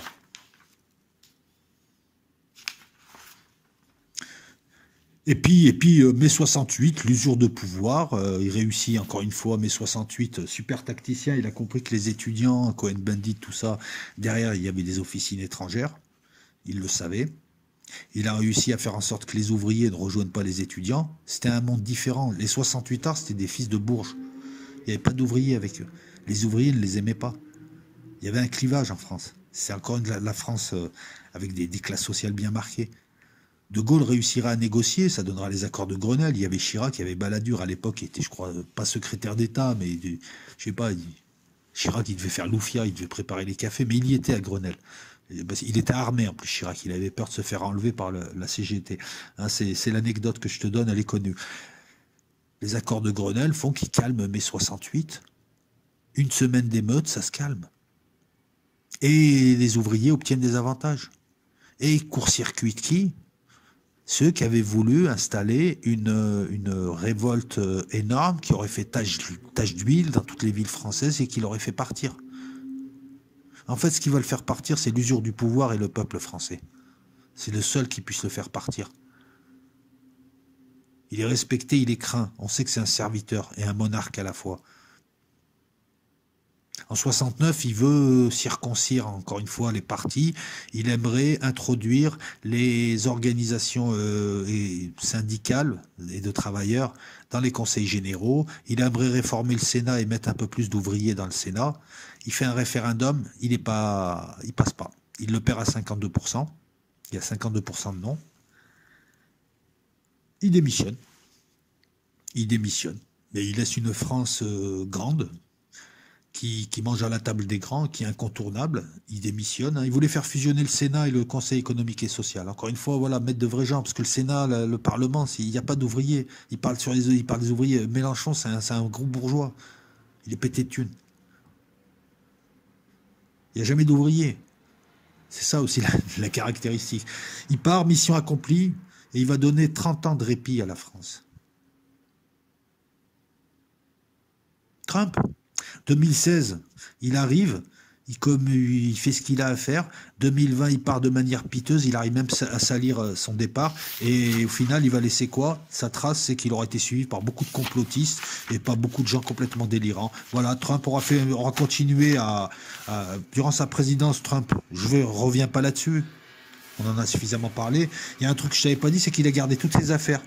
Et on ne sait pas s'il paye des impôts ou pas, parce que là-dessus, il esquive et il a gardé tous ses intérêts dans tous les pays. Comment tu peux être président de la République et garder tous tes intérêts commerciaux en Israël, aux Émirats Arabes Unis et gouverner comme ça? Après le reste, vous savez comment il a gouverné. Voilà, excusez-moi, même si tu aimes bien Trump, même si tu lui trouves quelque chose, là, avec ce que je viens de te donner, quand tu compares les deux vies, qui est le stratège, qui est le tacticien, qui est tout en finesse, voilà, on ne devrait pas, voilà, moi je parle de Poutine parce que Poutine, c'est de la trempe de Gaulle. Aux USA, les présidents, c'est des représentants de groupes d'intérêt. Et il y a peut-être eu des présidents fins, pas tant que ça, par rapport aux Russes. Mais quand on me dit Trump, c'est un stratège et un tacticien, tout ce qu'il a fait, il le foire.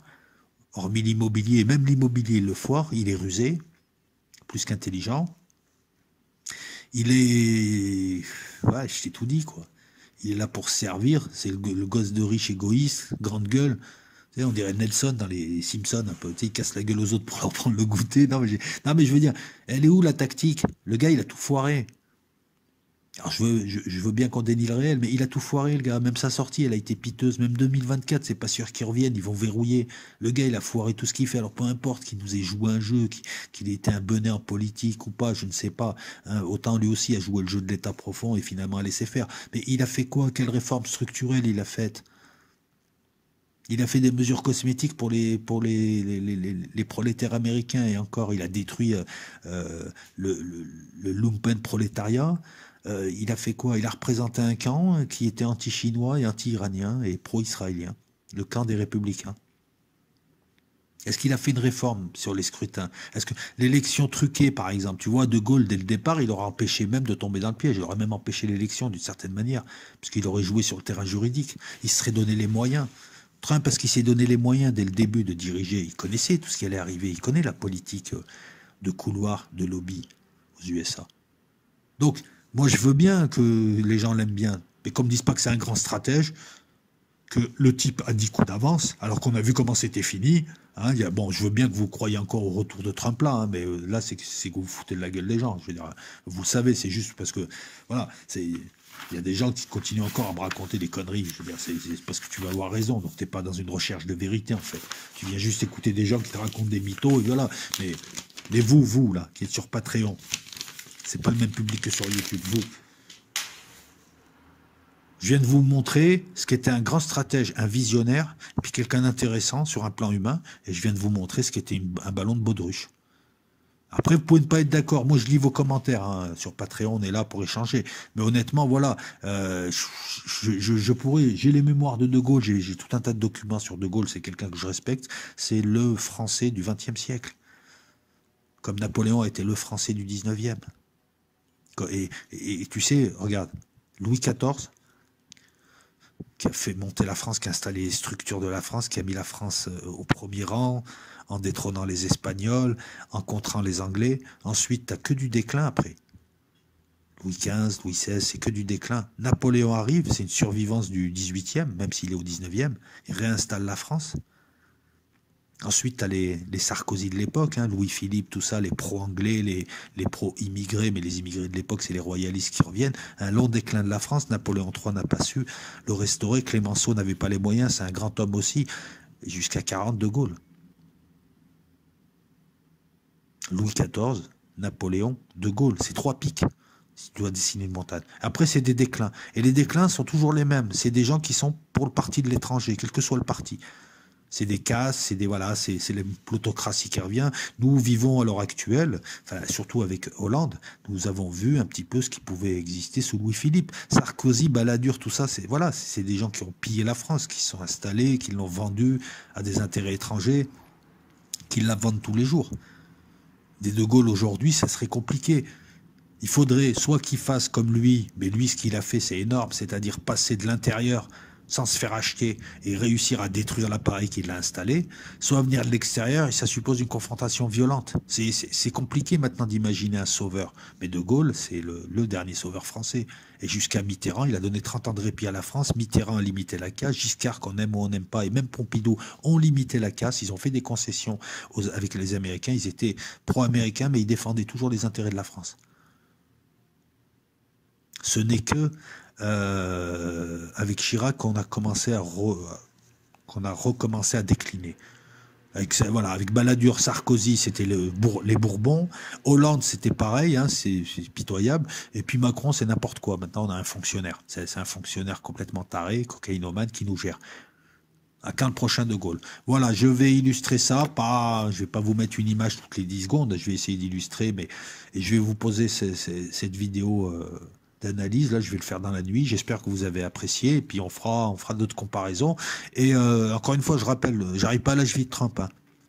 Là, voilà, c'est comme si on comparait des clubs de foot ou des grands sportifs. Il y en a un qui est énorme, l'autre qui est beaucoup plus petit, qui est surcoté. Mais je n'arrive ni au niveau de l'un ni au niveau de l'autre. Ça aussi, faut en avoir conscience. Ce que fait Trump dans l'immobilier, voilà, faut le faire. Mais c'est pas un grand stratège politique, c'est même un grand bonnet politique, et c'est tout sauf un type intelligent, c'est un type rusé en affaires, avec de bons appuis. Ciao tout le monde, il y a d'autres vidéos qui arrivent, notamment on va revenir sur le raid d'Al-Watia, raid qui a la signature française, et éventuellement on va évoquer, je te le dis là, si ça reprend maintenant, je pense qu'en Ukraine ça va repartir la guerre, au Donbass.